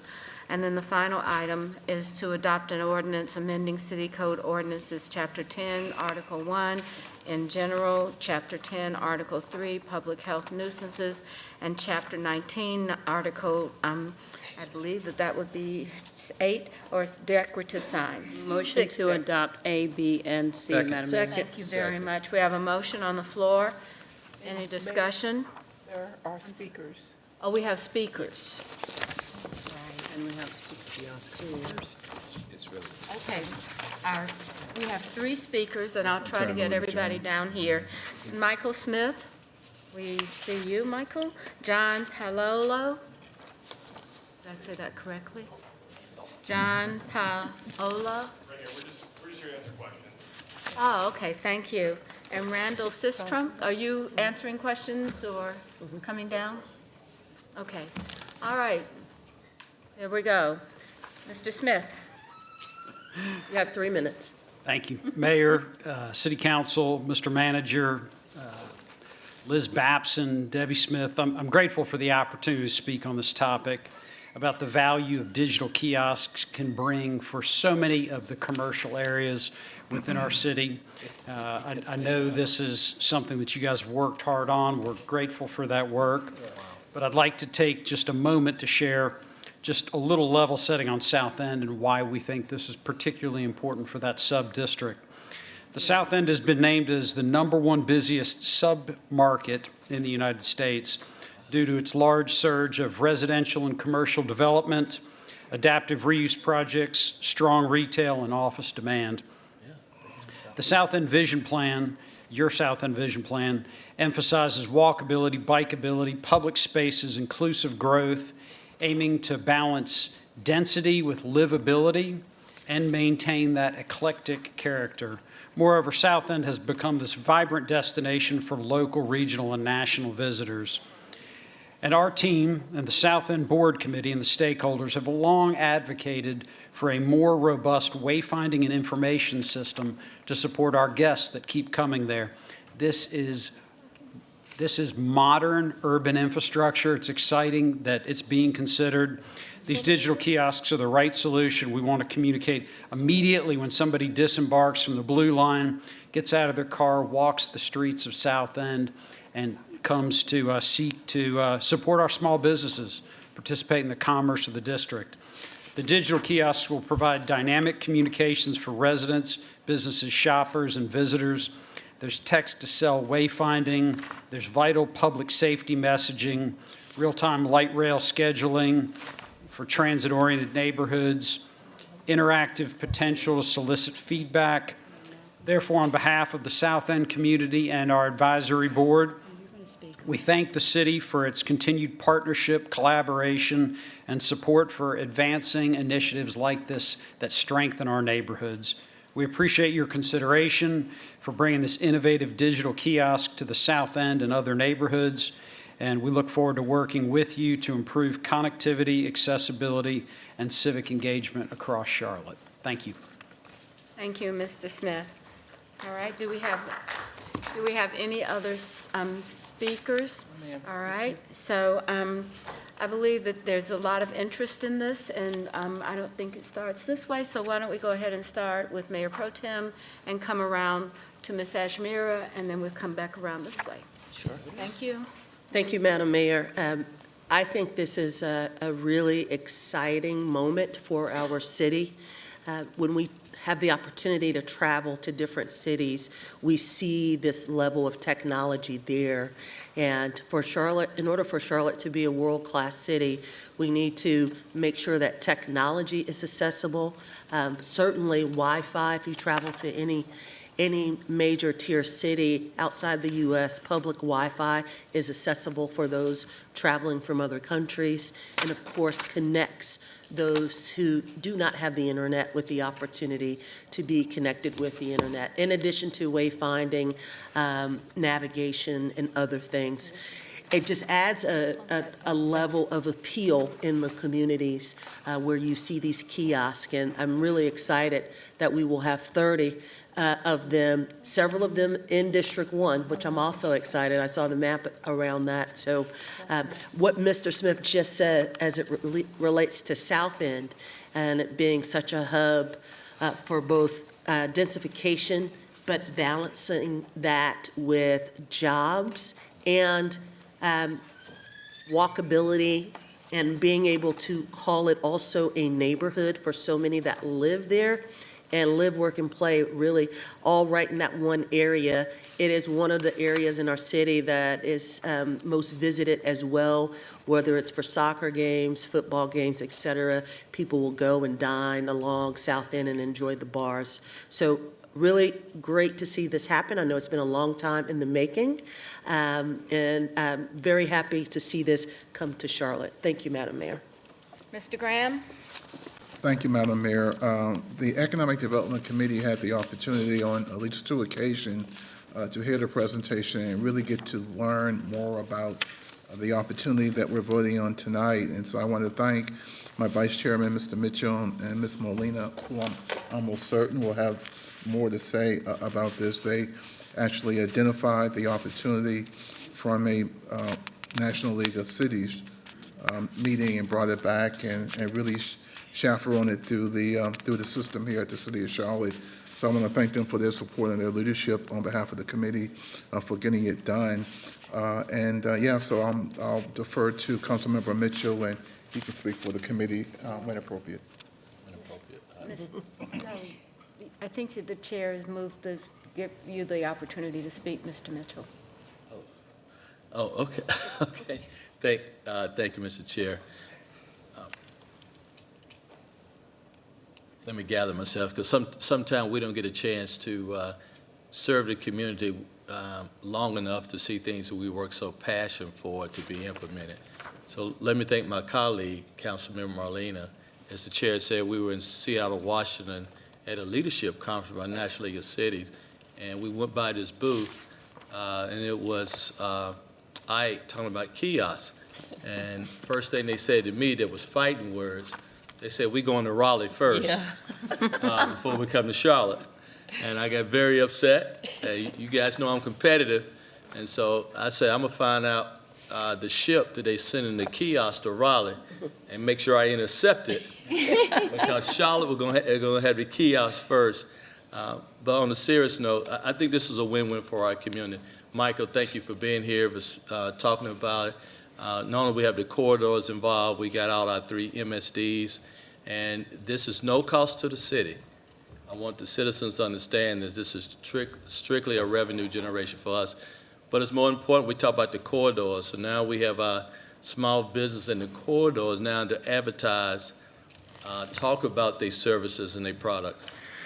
I have to thank the chair because he's right. When we put it on his docket, he said we're going to bring it up in August and we'll try to get this, make sure this will occur in October. And I know Randa and John did not want to speak, so I'm going to speak for them. Thank you all. And I have to thank the city manager because the little hyper one, I want to roll out 120. Yeah. And city manager said, slow your roll. We're going to do a pilot first. And so we're doing a pilot of 30 kiosks. We would be the 26th city in America to have this.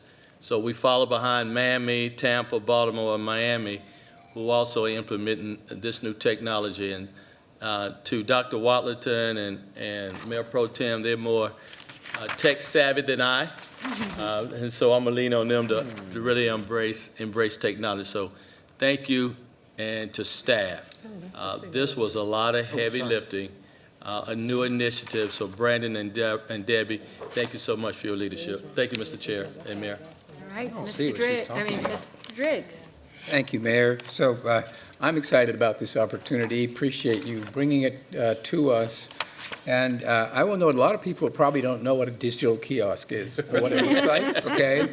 So I'm going to try and describe it. It's just a freestanding sign, illuminated sign, like a TV screen, and it displays wayfinding information and other civic information, and it also has advertising on it, which is how it gets paid for. So when I heard about this, I was kind of interested in the business model, which is novel, frankly. We haven't really seen a public-private partnership like this, and we pay nothing, right? And then we get 30% of the profits. Sounds too good to be true, right? So what I looked at carefully was, fine, we get the 30% of the profits, but how much did they get? And so we want to be sure that the terms of our partnership with the provider are equitable.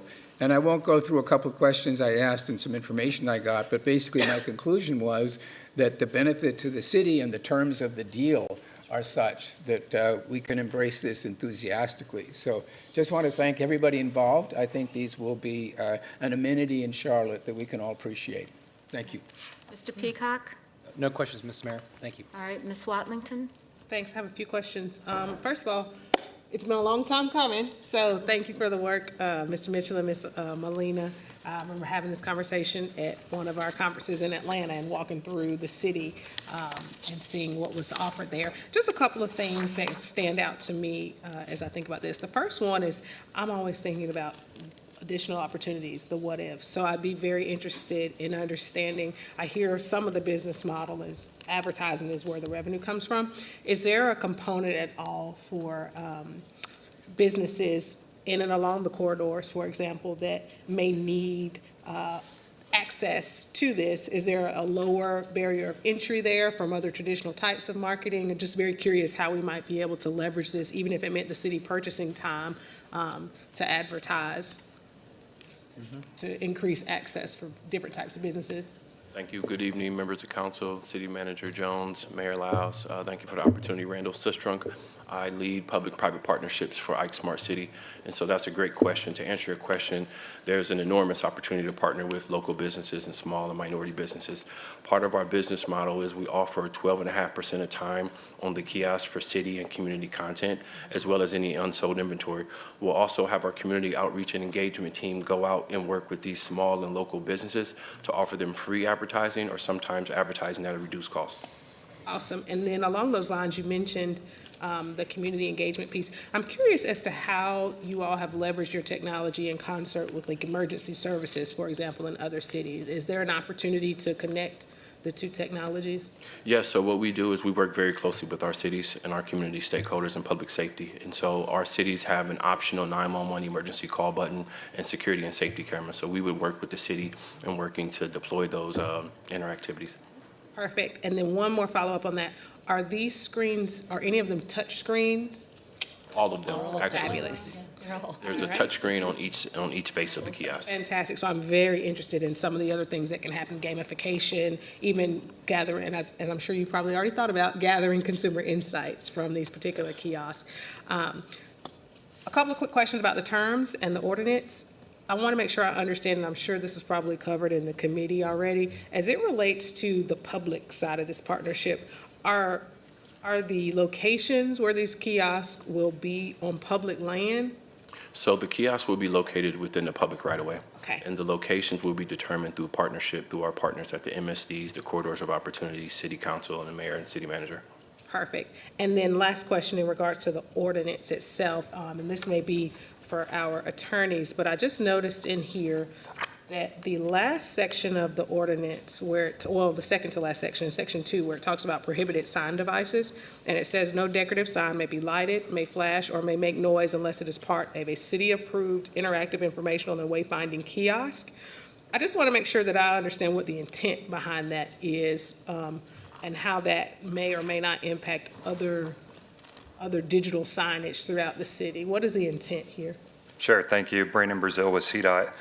So with that one specifically, we kind of didn't want to open the floodgates due to pollution from, lighting and things, and that's why we've got that in our ordinance about signage being limited to what it can do with flashing and lighting. But with this particular device, we were comfortable with kind of the way that it's lit, and so that's why we made the exception specifically for these devices. And so does that mean that any other kinds of decorative signs, let me ask you differently, what's not included here? What I don't want is people to read this and say, oh, my sign that's been up for 20 years now doesn't meet this exception. Sure, so the first ordinance item that we're changing, in section 10-1 for definitions, that's where we define the digital kiosk as the interactive informational and wayfinding kiosk. And so that's why we specifically mention that in the chapter 19, section 208 that you're referencing, so that it's very specific that it's just for this device. Fantastic. Thank you so much. I appreciate it. Thank you. All right, any, Ms. Altamira? Thank you, Madam Mayor. Well, first, I just want to thank my colleagues, Councilmember Mitchell and Molina, for bringing this to our committee. And thank you, Councilmember Graham, for expediting this to be in front of us. It was introduced in August, and here we are in October. they say government works slow, well, not in this case. But, you know, digital kiosks are just more than just technology. I see this as tools for connectivity and opportunities. So I look forward to seeing some of this in closer to where I live. So, yeah, that's all I have. Thank you. Very quick. Thank you so much, Madam Mayor. So definitely thank you for the committee for bringing this innovative ideas to our city. My daughter lives in Atlanta, so I've seen them a long time ago. It was nice talking to you, young man. I can't remember your name, but you got it done. So told you I was on board, you too. So thank you so much. It's amazing. Thank you, great colleagues, for bringing it, but innovative opportunity, and it's needed. So thanks. Thank you. Ms. Molina? Thank you, Madam Mayor.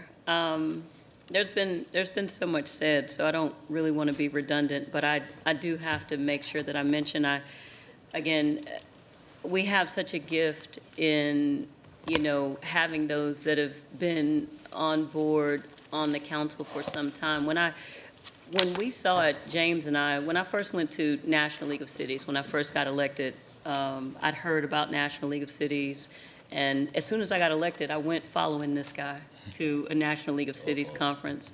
And having had somebody who's been president of the entire organization, I don't think there was nobody there that James didn't know. Like, when I say Charlotte, everybody know James Mitchell.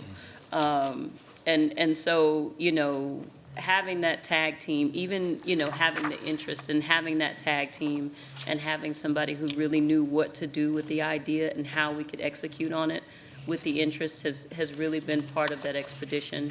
The Jobs and Economic Development Committee is led by Mr. Graham. We've seen some great ideas come before that committee, and one of the biggest honors has been able to, you know, share those ideas and hold those ideas and be able to make big decisions for our city that would push us forward. So this is just one of them, and I want to make sure that I'm clear in that, you know, I know that we had Michael Smith from Uptown speaking, but this is also going in the corridors of opportunity, right? So there's equal dispersion of this pilot where we're going to actually put it into the corridors and we're going to put it into the MSDs.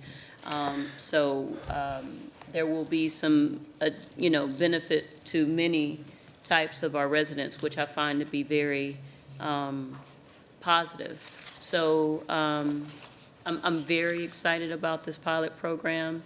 I'm looking forward to seeing how it turns out for our community. I know it's going to be fantastic. And again, this is $8,000 per kiosk that it's generating at no cost to the taxpayer. And there's 30 kiosks just to start. So those are just additional dollars that we can generate to do additional things for our community. So thank you to Ike Smart Cities for your partnership, for your patience, because, you know, it went to committee just 2 months ago, but we've been talking about this for years now. This has been multiple years, you know.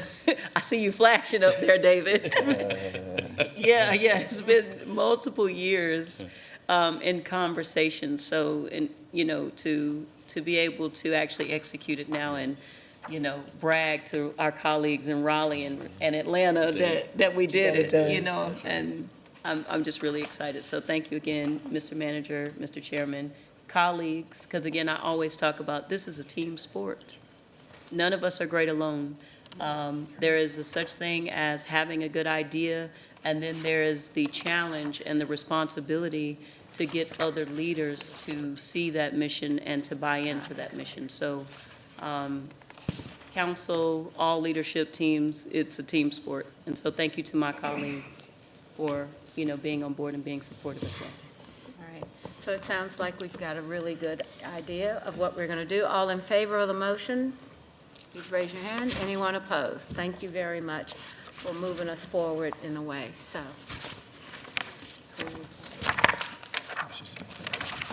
Okay, all right. So let's go to item 15, which is municipal agreement for traffic signal upgrades at multiple intersections. Ms. Debbie Smith, do you have anything that you want to provide for us? Do I have an A and a B to adopt a budget ordinance Motion to appropriating? adopt A and B. We have a motion and as well as we're adopting for the B. Any discussion? Hearing none, all in favor of the two motions, please raise your hands. Anyone opposed? All right, so that takes us through item 16. So this is a bond resolution for special obligation bonds and commercial paper program. The action is to adopt a bond resolution authorizing a commercial paper program as part of the special obligation bonds financing plan for Bank of America Stadium and the Field House Improvements Project in a principal amount not to exceed $650 million and authorize the city officials to take necessary actions. I believe that includes the manager as well as the clerk and the lawyer. Okay. Motion to adopt Mr. Matt, A and authorize B. do you have any comments? Where's Matt? There you are. I see Mr. Driggs has raised his hand, Mr. need a Graham as second. well. I know, but we'll get a second to the motion. Okay, let's get, let's see, who's up there? So where's Matt? Mr.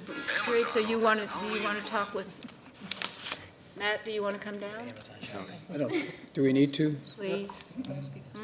I don't think. Oh, he doesn't, you don't need, He spoke last we need time. to. okay. All right, Mr. Driggs.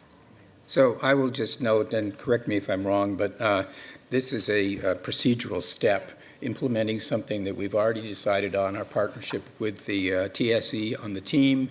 And we need to do this in order to raise the money that we have already committed towards our partnership with the team. I would like to recognize representatives of Tepper Sports. Good to see you tonight. And I was hopeful yesterday that the team would be inspired by the prospect of this vote, since they've done so well before votes. And it was a tough day. Please convey to them our support and appreciation, if you would. Yes, sir.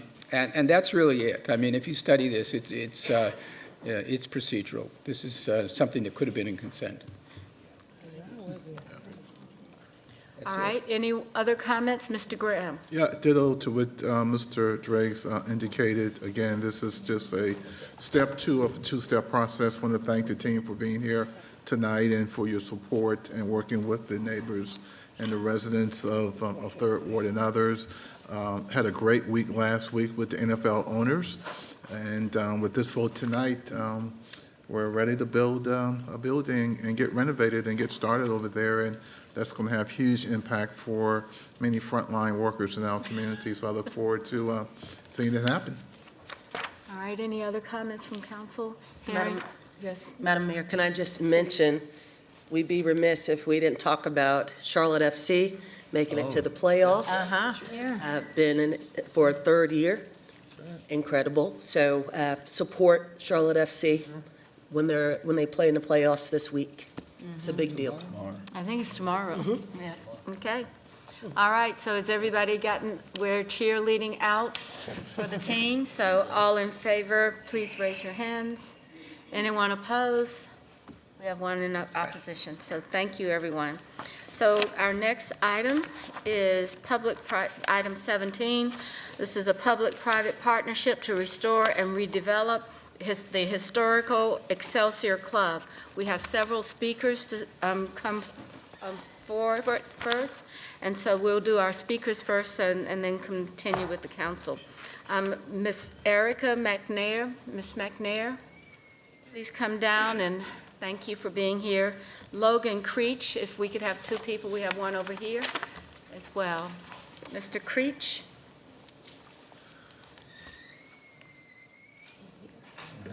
Al, the first one, put the sign up. I'm going to try to be fast. Good evening, Mayor and council members and neighbors. I'm coming to you to speak about approving funding for the historic Excelsior Club in the Beatties Ford corridor. I purchased my home in 2022, 2 streets away from the now dilapidated building that once was the esteemed historic Excelsior Club. When I moved, my movers asked me why on earth would I choose to move to this area. I came from Mint Hill. I said there is great history in this neighborhood and I'm proud to live here. We have been given improvements to our neighborhood that currently are of no benefit to us that live here. In particular, the park, the Ritz, that is touted as a great beacon when in reality it is a drug-infested nuisance that residents are afraid to drive by and is only cleaned up when it is being used as a photo op. And I can say this because I live on Tate Street and I drive by it every day. Unlike the Ritz, funding for the restoration and redevelopment of the Excelsior Club will not only bring back pride to the area that we pay an extreme amount of taxes to live in, but it will provide employment opportunities for the neighborhood as well as a place to learn about the history of the cluster of historic neighborhoods that make up the Beatties Ford Corridor and the contributions to this community that those who came before us made. The city of Charlotte destroyed this and several other African-American neighborhoods when it snatched homes and businesses using eminent domain in 1965 to build I-77. You now have a chance to right some of those wrongs by approving this funding and helping restore the Washington Heights and West End corridor, the historic beacon that was a light to the community, the Excelsior Club. Give us what you have given other neighborhoods like South End, Noda, and Ballantyne. Please approve this funding. Thank you very much. Mr. Creech? Here. Please. Good evening, Mayor and Council members. I'm Logan Creech. I am the Secretary of Concerned Citizens of Washington Heights, and I'm a white boy born and raised in Myers Park, living off of Beatties Ford. And I'm going to tell you, I have a great community there, and I love living on Beatties Ford. And it is a new dawn, and it is a new day in Washington Heights. We are here in support of this initiative, restoring cultural identity to the Beatties Ford Corridor. We have a philanthropic developer willing to take this on. We are in dire need of reinvestment along the corridor, creating a destination for people along Beatties Ford, working on the urban blight that is festering along Beatties Ford. And then Mr. Kennedy took the time to meet with our community, and we pretty much grilled him on everything from programming to safety to security, and he had an answer that we all felt comfortable with. This is going, and he was very transparent about this process. This is the catalyst that we need on the Beatties Ford Corridor to get it going, and this will benefit more than just the people that have lived there for a long time. It will benefit everybody, and we hope that you will approve this. Okay, thank you.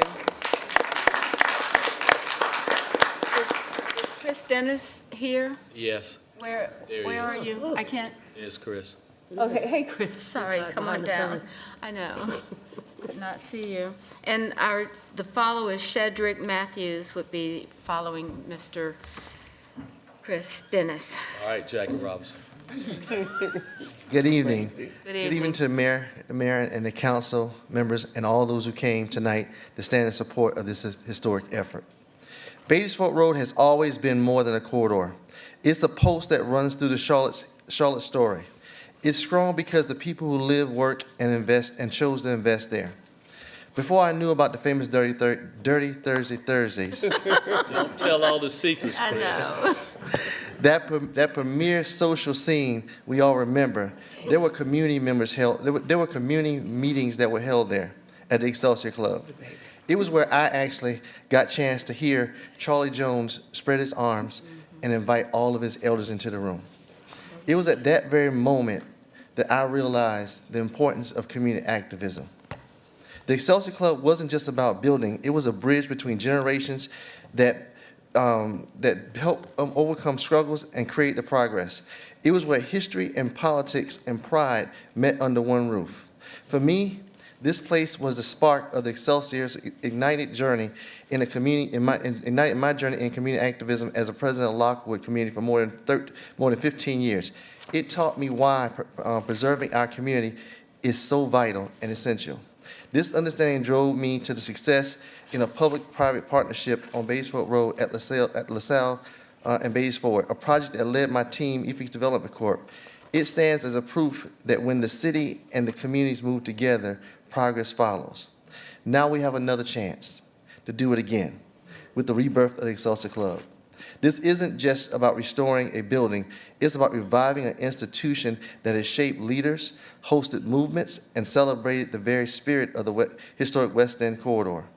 This development team leading this project is ready, and I want to say it very clear, they're capable and experienced and deeply rooted in this community. What we need now is to show the courage to invest. So I stand before you tonight in full support of allocating $1.5 million towards the rebirth of the Excelsior Club, not as a symbolic gesture, but as a strategic commitment to Charlotte's culture and economic future. Because when you invest in the West End, we invest in the heart of the city.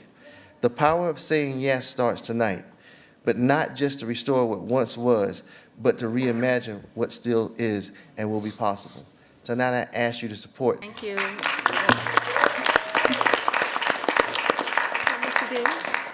Mr. Matthews? Thank you. Thank you, Charlotte City Council, Mayor Pro Tem Anderson, Mayor Lyles, City Manager Jones, and staff. Picture this with me for a moment. It's a beautiful evening around 6 p.m. You've just left a great community-focused restaurant with phenomenal food and drinks, and you're with some of your favorite people, and no one's quite ready for the night to end. So you all stroll down the street to grab some ice cream, then stop by a local flower shop to pick up something nice for your home.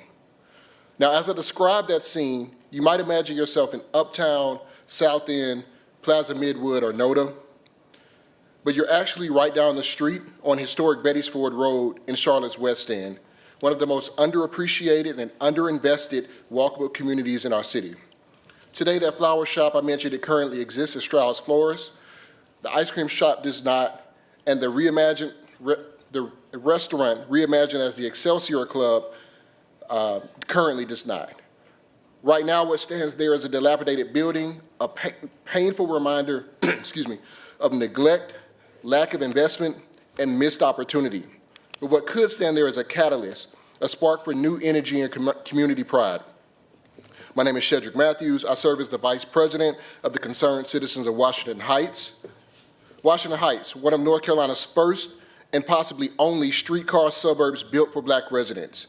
It was a neighborhood without restrictive covenants, a place that became home to ministers, teachers, investors, and generations of proud Charlotteans. And at its front door, its crown jewel sits the Excelsior Club. Founded in 1944 by Jimmy McKee, the Excelsior is one of the most important cultural landmarks in all of Charlotte. It has been a gathering place for music, movement, and meaning in our community for decades. Tonight, you have the opportunity to help bring it back. The strategic leadership is here with Sean Kennedy and his proven partners at Crossland Southeast. They have a vision that honors the Excelsior's legacy while investing in its future. The Washington Heights community has reviewed their plans, and we fully support. So tonight, we ask you to do the same, to say yes to this project in restoring a vital piece of Charlotte's cultural and economic history. I look forward to the day we can all gather again at the reimagined Excelsior Club to celebrate not just what it once was, but what it will become. And we have a letter to put on file from our leadership team. Thank you very much.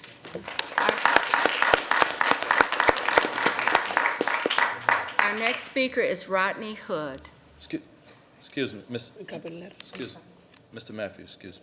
What church do you attend? C.N. Jenkins. Okay. Yes. Okay.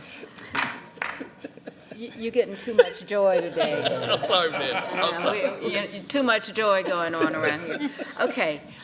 So, Mr. Hood, Rodney Hood. Okay. All right, so now let's move forward. Do we have a motion?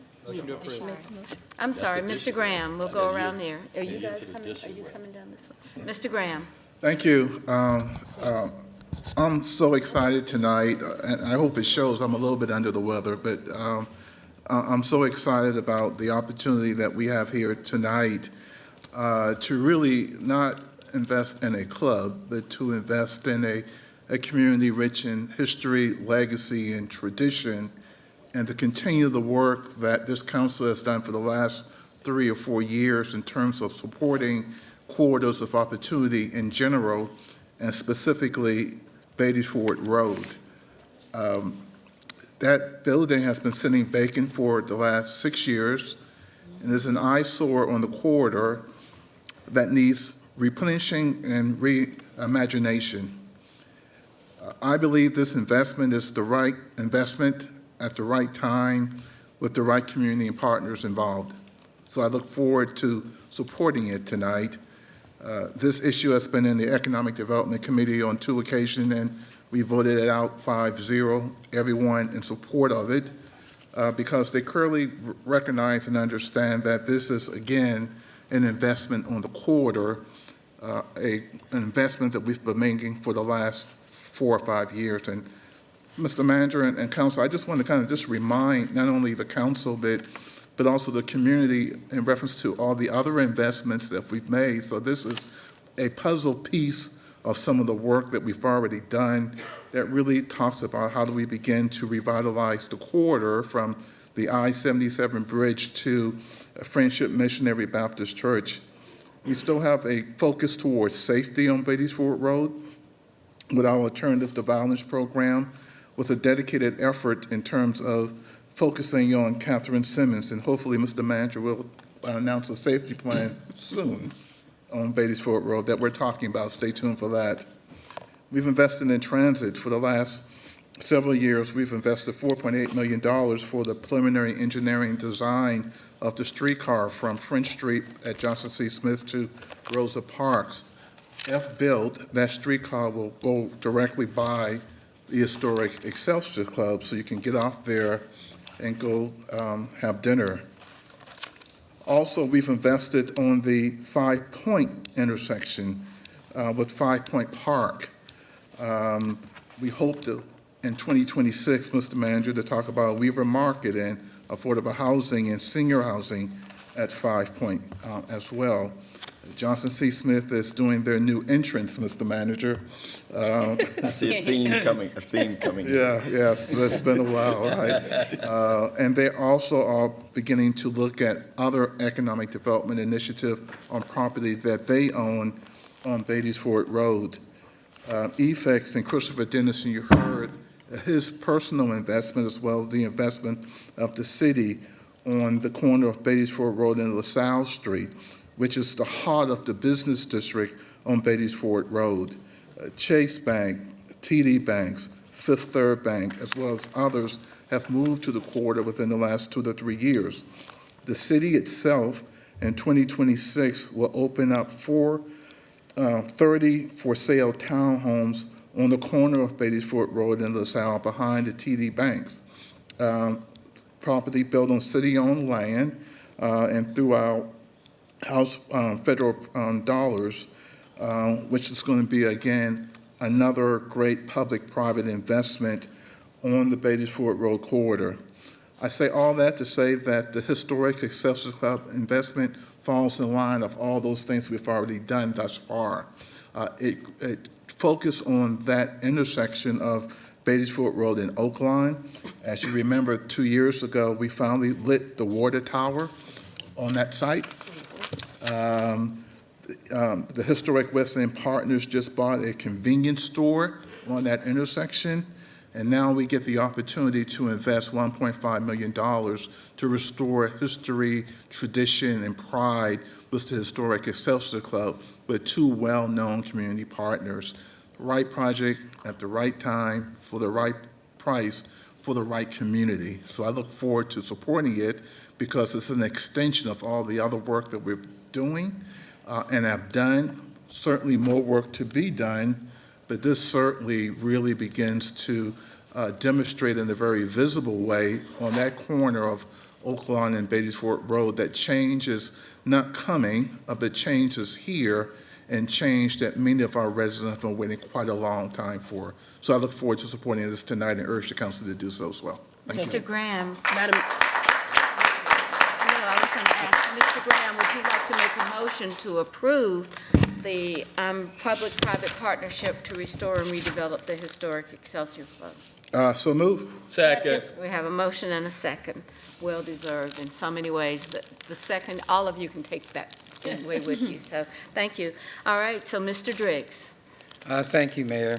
So I have to admit, I had a couple of people ask why would we invest in a facility that's targeted at only one sector, and I think there are good reasons. I intend to support it. Having lived through the stresses of a diverse community for 12 years here on council and before, we face a lot of challenges, and this is a good thing we can do. So I'm really pleased to do it. I was also asked by one, I guess several of us were, why are we tearing down the old building? And so we need to understand plainly the old building is in such a state that it can't be repaired or occupied, and therefore this was the way that a whole lot of people found in order to recapture the legacy and to let it live on. I will also note, I commented before about unusual P3 structures. This one is special too, I have to say, okay? Because the total cost of this is $8.3 million, and $3 million of that is proposed to be public money, a partnership between ourselves and the county, which is also a good thing. I asked before whether the return to the private investors was such that this was a favorable transaction for the city. This one is pretty easy, okay? These guys are getting 0.69% return on their capital, and I'm not at all concerned that anybody is getting rich on the back of public investment on this occasion. Thank you, Mr. Driggs, for making that statement for us. I like to just check those things. I want to specifically acknowledge Crosland Southeast and Tim Cinema, who has been engaged in so many ways in advancing Charlotte while also looking after his business interests. And Tim, I think you've done a great job. Appreciate it. So, yeah, I think and I would just say in conclusion, I hope as we move ahead with this that we do so not thinking about an unhappy past, but looking to the future and looking to the kind of things that can happen there and the role it can play in our community going forward.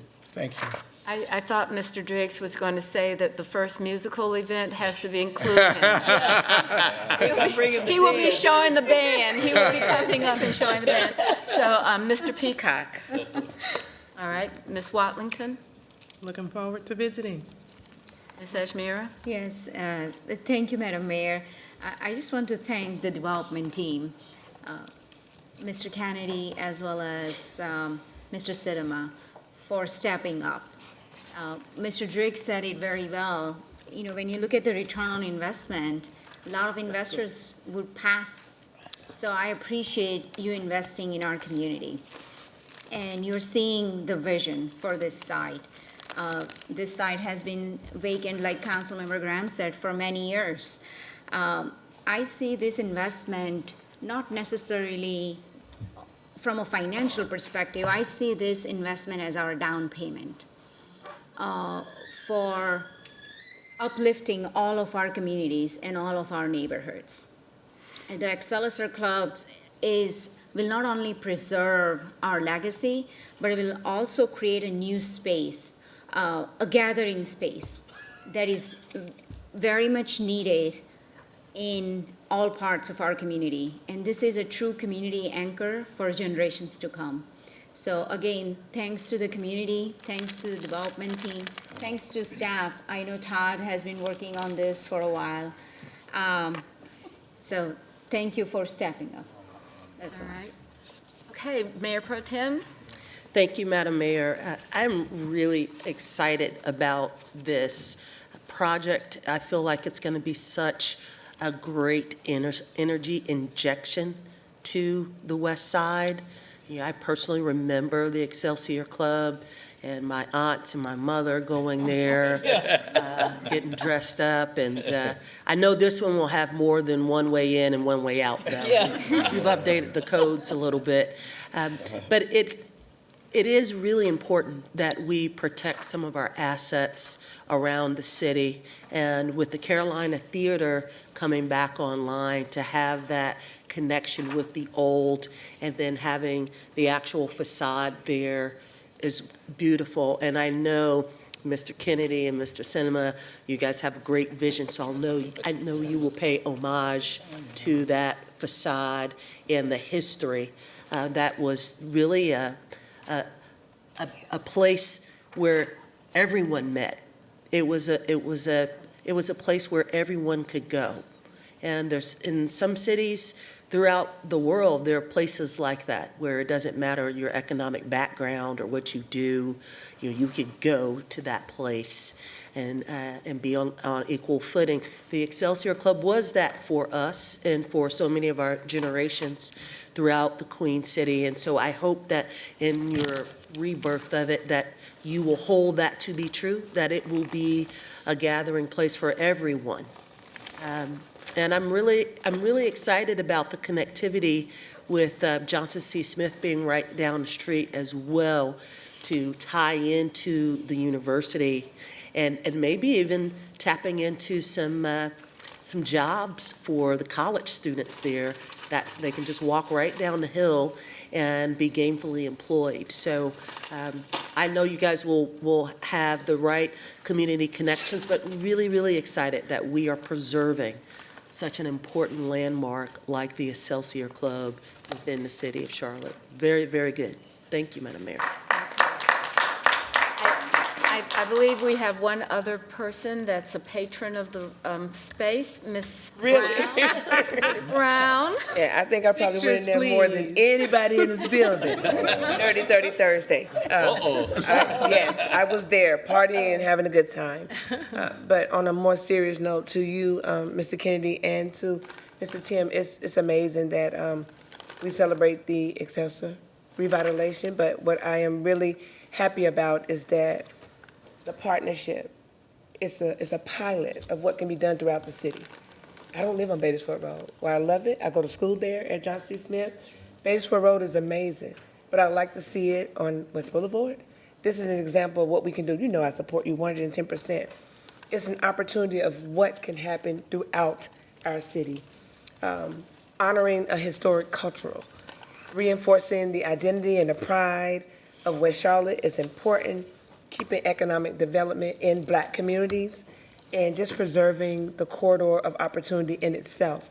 Beatty-Ford Road, when people say the West Side, I think about West Boulevard, because that's where I'm from, right? So there's two West Sides. There's Beatty-Ford Road and West Boulevard. At any rate, this is an amazing opportunity. Now, it won't be a club now. It's an opportunity for everybody to come. You know, I love all people, but it is truly a definition of keeping Black Charlotte, African American, places that we went to, that my mom went to, generations have been able to go in there. But it is an example of what we can do throughout our city. And I'm big on seeing West Boulevard look just like Beatty-Ford Road. And so I'm putting that out there as I transition out. Thank you for all the great work that you do with your beautiful wife sitting beside you. Thank you so much for all of the good things that you guys do. Your footprint in this community is needed, and I would like to see it expanded all over the city of Charlotte. So thank you so much for all the great work that you do. I think our last speaker is James Mitchell, or Ms. Molina. Yeah, thank you, Madam Mayor. I'll be brief. I'll make sure that I mention, not to go over anything else that anyone has said, but Mr. Kennedy, Tim, thank you both. I actually was able to visit the Excelsior Club before it closed, but it wasn't a club for me. See, the elders used to go meet there for political events, right? So I was a little runt, and I was walking in there behind the elders, and I'm in one of the meetings with the little creaky floors and stuff. So I've been on the... You've definitely been in there. I've been in there. I have. But I was much younger, just really interested in service at that point. So I did see it before the doors were closed, and to understand it, being revitalized and having new life on that corridor is just outstanding. For me in particular, Crosland Southeast, I cannot say enough. Tim Cinema, Crosland Southeast, is also the courageous human and company that led Eastland Yards. So, if you talk about somebody who is absolutely committed to the areas that need great emphasis in this city, Tim Cinema, I just owe you so much respect for being willing to do the hard things, and here you go Amen. again. So, thank you I cannot say thank you enough, because this means so much to so many people, as you can see. So the county has already said that they are partners in this endeavor, so this is actually city and county in the endeavor, which is very important. I'd also be remiss if I didn't mention that we have Shahid Rana leading the charge here with the city, who I think is a fantastic leader in economic development, who comes from the county, and who understands both sides. So to know already that this has been coordinated by the city and the county, I know that speaks directly to, your intimate understanding of how both sides work. And I know, to me, that's a new light of possibility in how we get things done, right? Because that partnership with city and county, it has allowed us to do so much, and I look forward to seeing us do so much more. So again, thank you both. I look forward to seeing the finished results without the creaky floors that I got to see when I was, a younger, person involved and interested in, politics and stuff. So thank you both, and I am absolutely ecstatic about supporting this opportunity. Amen. Amen. Mr. Mitchell? Thank you, Mayor and Council. I would like to give a brief history of back in 2019, when this first was brought to our attention. The question was, what are we going to do with the Excelsior Club? Mm-hmm. And there was a meeting, and I told the individuals I was going to give them a shutout, even though none of them agreed to, they did not give me permission to do this. But I think it's worthwhile to recognize people whose shoulders we stand on sometime. Yes. Jesse Currigan, Ron Kimball, Micah Marshall-Cano, Charles Thomas, and Maddie Marshall. Oh, Miss Maddie. Yes. Yeah. There was a meeting in 2019 with the 5 of us, and we clearly said, what do we have to do to preserve this historical landmark institution in our community? Amen. Charles Thomas, the Knight Foundation, made a contribution. Micah Marshall-Cano Foundation of Carolina made a contribution. Jesse Currigan represented the private sector and said, we do have people that will invest. And Ron Kimball, city manager, has always guided me when I talk about how do we get things done here in Charlotte. Tuesday Morning Breakfast even did a survey for us and asked the community, what do you want to see on that corner to replace the Excelsior Club? And there was a conversation about affordable housing. Wouldn't be a good fit. There was talk about a gasoline station. Wouldn't be a good fit. I have to thank Dr. Justin Harlow, because at the time he was the District 2 rep, and Dr. Harlow said, point blank, Smudgy, you have the history, and I'm just going to get out the way. And so, good doctor, I thank you for allowing me to really put a lot of energy into this effort. But as my colleagues say, nothing goes with just one person. I have to thank Councilman Graham, who this came in our committee in August. And here we are, October 27th, voting.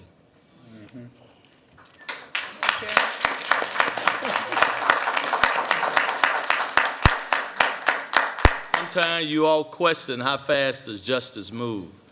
We're showing you tonight that this council can do the right thing when it wants to. You done showed out. Thank you for that. Now you're going to get us some emails. Now they gonna cuss us out. That's a pretty loaded observation. To the 2 developers who stood up and put their credibility on the line that we can do this, Sean Kennedy, continue to do what you do best. You lead with your heart, you work quietly, but you just get things done in our community. Tim Sinema, I can't say enough. You just committed to move all parts of Charlotte. Amen. You worked in District 5, now you jumped over here in District 2. Ain't no telling Dante gonna make sure you get in District 1 soon. Right. You already know it. But this is a great moment for all of us. And so with all the people with the signs, because y'all not getting enough airtime, will y'all please stand up? All the supporters of the Excelsior Club, please stand up right now and take a bow. We're glad you're here. We're glad you're supporting. Wait a minute, the photo op is still going, Yes, y'all. it is. Thank you, Mayor and Council. Okay. I don't think there's anything more to be said. This has been a great moment for this council, and let's just do more of it when it's needed. So let's go to the next item. We have to vote for it. They're like, wait a minute. It's been a long day, a long day. All right, all in favor? Hope it passes. I know, let's all in favor. Double hands, I see too much of them. Okay, Ms. Watlington, thank you. You drink to that. Coca-Cola or Mountain Dew. Mr. Peacock, Voted, yes. okay, all in, I think we're unanimous and we're done. Any opposed? Any opposed? All right, then Unanimous. let's keep it going. Unanimous vote, you vote.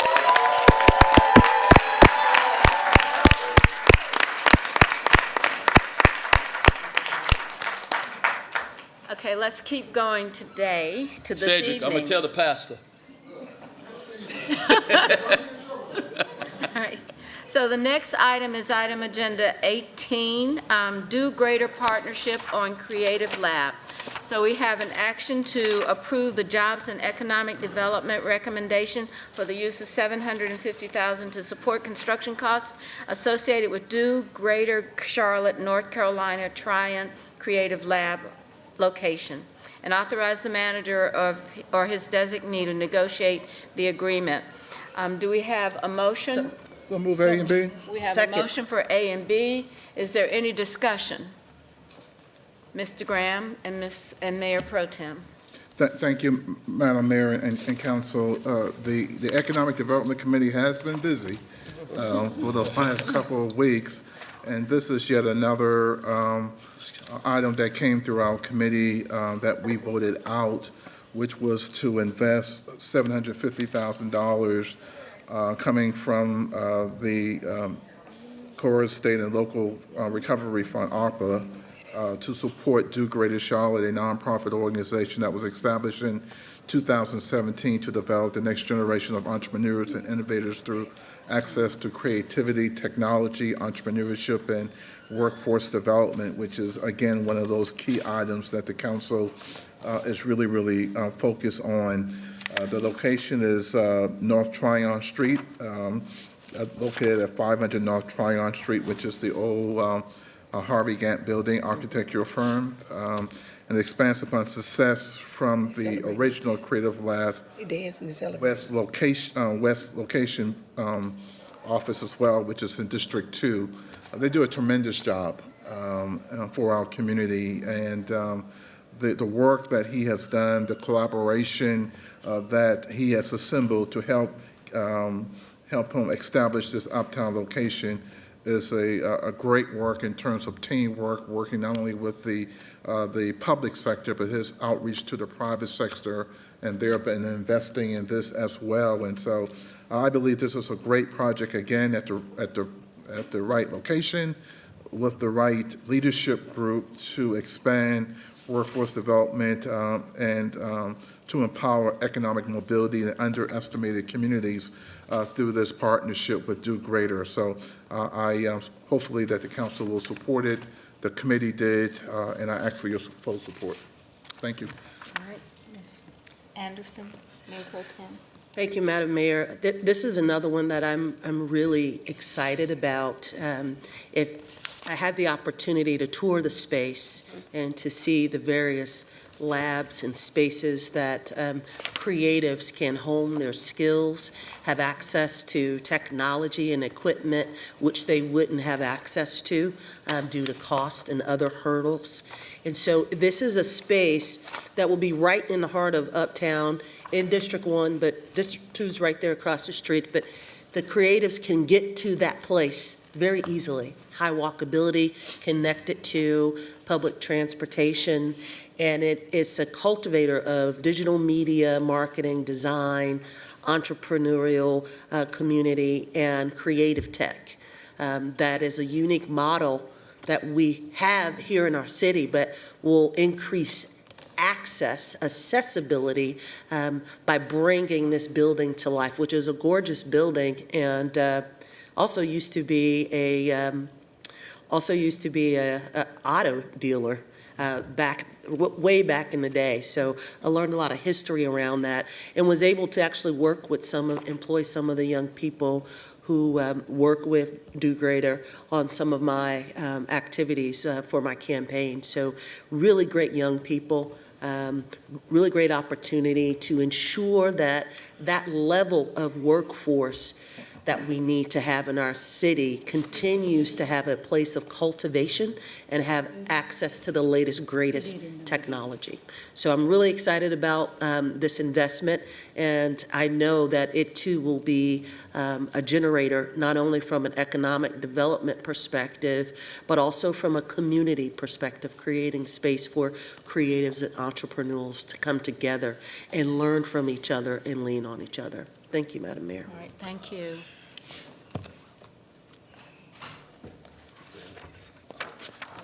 Is there any other comment? Yes. Ms. Ashmira? Yes, thank you, Madam Mayor. I just want to recognize Mr. McNeely, who is here with us today. Where'd he go? I'm sorry? Oh, there he is. Right here. Right there. For the work that he does with our youth, and I know some of our youth is here, so I appreciate how you are investing in our workforce, not just for today, but you are developing our future workforce. So thank you for the work that you do, and for all of you that are part of his program. I have heard from various youth who have participated in some of the workforce development activities, and I've gotten very positive feedback, so thank you. So, Ms. Watlington? Thank you, William, for your tenacity and for your perseverance. I know this has not been an easy journey. It's been a long time coming. It's had a lot of bumps.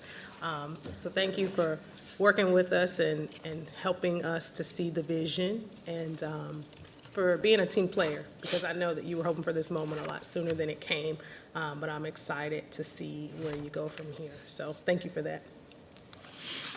So, William, I have to, oh, I'm sorry, Ms. Brown. No, you didn't see me, it's fine. Thank you, Madam Mayor. I just want to say congratulations. When you work with the youth, you change the world. You take an opportunity to put an investment into our very, very most vital and valuable asset for our community. So thank you for that. And also, good things come to those that wait. And so you are reaping the benefits of waiting. But really, when you invest in the youth, you invest in a future, in a greater community. And thank you so much. And I mean that from the bottom of my heart. So I think a lot of us understand what you can do and what difference you can make, and I hope in so many ways that at some point that there's time for people to come and be helping you do this, because this is what we need to have. When we start talking about, for example, you know, what do we want young people to be able to do? And what is going to be the place that they can do it? You're going to teach them skills that beyond anything that you think in terms of what the material goods are. Amen. You're going to teach them how to be good people, and I just know that through who you are, because you are a good person, William. Thank you so much. Amen. Okay, so we have a motion and a second. All in favor, please raise your hands. Anyone opposed? I think that was unanimous, so thank you. And thank you. Yes. Okay. So that takes us, we have a great story in here, yes? Just make it- Awesome. What a nice group. No, but Young people there. So, city, mayor and council, I think we know this, but I don't think the viewers do. Because the question came up and said, how are you going to fund Do Greater and Excelsior Club? And it's a big shout out to our staff Yeah. who use our opera funds and put us in a position that we use federal dollars to fund both of these great projects. So I think city manager and staff, thank you all for putting us in a position to be able to do this tonight. You all don't get enough credit, but I think it needs to be said. okay, we're going to start on us tomorrow. home base, right? It's Kool-Aid like Chanel. Okay. Okay. All right, so we're almost there. We're almost at the end, guys. Item number 19, legal fees processing and delegation of settlement authority action. This comes Move for from. approval. Second. All right, we have a motion and a second, and it is recommended by our city attorney. Is there anyone that has a question or a comment? I have a question. All right, Ms. Can you just Watlington? speak to the rationale? Because I see here that we're increasing the authority to $500,000 for those watching. Can you just, No, 100. The rationale for it, I see here it says whereas on the, okay, I see. It's increasing such authority to 500,000. Go ahead, Mr. Attorney. yeah, the rationale is one of really alignment. You currently have already delegated that power away to your city manager, and so what happens is there are actions that will come to the city manager and to myself. They will exceed my $50,000, but the city manager will want my execution on it to verify, for instance, a workers' comp claim. And this is just to make it just more efficient, will allow me to go ahead and sign up to that $100,000. Anything above that still comes to the council, as it will do, and has always been done. It also aligns with authority that another, I checked other communities, Raleigh has $100,000 for its city attorney as well. Thank you, and just because I fumbled it on the beginning, the city manager shall be maintained at, and the city attorney should be increased to a settlement authority in the amount of $100,000. Right. It's not to affect what you already have delegated to the city manager. It's just to align the city attorney's office. Your next city attorney will be able to exercise this power. Thank you. All right, we have a motion on the floor. All in favor, please raise your hand. Anyone opposed? No one's opposed. Thank you. So the next item is item 20. It's sale of city-owned property on Jeanette Drive for affordable housing. This is to adopt a resolution, and I think that if we can do this, if Anthony and Mr. Fox, if we can just have Rebecca come down and go through the entire process for our. Do you need a motion first? No, and I'm just checking to see what I can mean do for first. 21? Okay, that's what This is I'm going to for say 20. is, can we have this item 20, before we go into the affordable housing developments that we have coming out of the committee and all of that? So, yes? And you're referring to Rebecca's presentation for item number 21? For 20, it's just the Yeah, it's affordable, it's just the sale of our property for Okay. affordable. All right, so let's go with this item number 20, city-owned sale on Jeanette Drive, and I think Phil Rieger. Motion to adopt Second. A and And B. a second. So we have a motion to adopt A and B. All in favor? Anyone opposed? All right, so that takes us, let's go to the section of this, I think, where we are talking about affordable housing. 20. 21.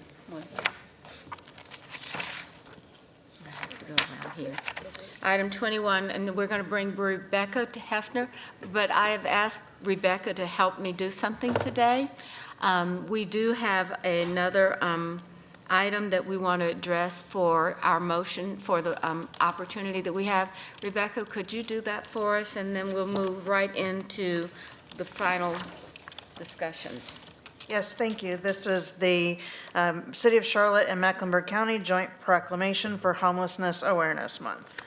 Whereas the month of November welcomes in both a time of Thanksgiving and a season for sharing our resources and our freedoms to worship, work, and live as independently as possible.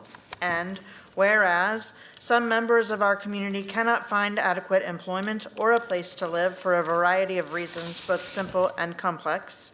And whereas there are efforts to bring homeless children and adults out of the shadows of our abundance, to address the diverse needs among them, as well as to correct systemic conditions that have led to their poverty and homelessness. And whereas our current economic challenges call for greater awareness and guidance to address needs among all of our neighbors. And whereas the Homeless Services Network of Charlotte-Mecklenburg, its member organizations, and its public partners in the city of Charlotte and Mecklenburg County desire to dispel myths and overcome stereotypes of homelessness and to provide opportunities for all of our citizens to learn about the plight, the hopes, and the achievements of homeless neighbors of our community and to welcome them. We commit to work together to overcome systemic causes of homelessness. Now therefore, we invite Lyles, Mayor of Charlotte, and Mark Jarrell, Chair of the Mecklenburg County Board of Commissioners, do hereby proclaim the month of November 2025 as Homelessness Awareness Month in Charlotte and Mecklenburg County and urge all of our citizens to honor this observance. Amen, amen. Thank you very much, Rebecca. I thought that might be a good opening as we begin the next item on our agenda, which is the Affordable Housing Development Support Request. So do we have a motion for? Move A, B, C, and D. Second. We have a motion for A, B, C, and D. All in, Got a second from Mayor Pro Tem. you have a second? Mayor, But we also have a speaker. all in favor? Wait a Do we minute. have, we have a speaker?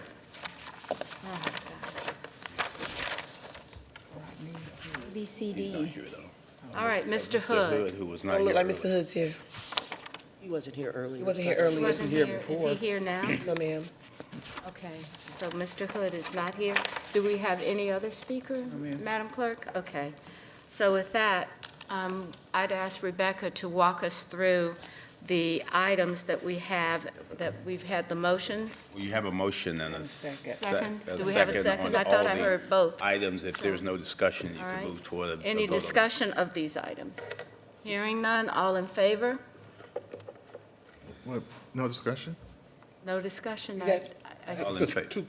One Well, comment. just go ahead, yeah. Just one comment. No, and I'll be very, very quick, but I just wanted to acknowledge just two of the applications that we'll be approving tonight, one in my district, the other in Councilmember Anderson district, because I think not only are they housing-related projects, they really indirectly relate to public safety as well. And as we were talking as a community about public safety, I think it's really important to demonstrate that we're putting our money where our mouth is in terms of trying to drive individuals in our community to supportive services and housing. Item number B is $2 million in housing trust funds allocated to the Dream Center campus, which is transitional housing, which is desperately needed in our community. And item number C is 4.2, again, Housing Trust Fund for a partnership with Mecklenburg County for a hotel conversion, which is non-congregated shelter in District 2.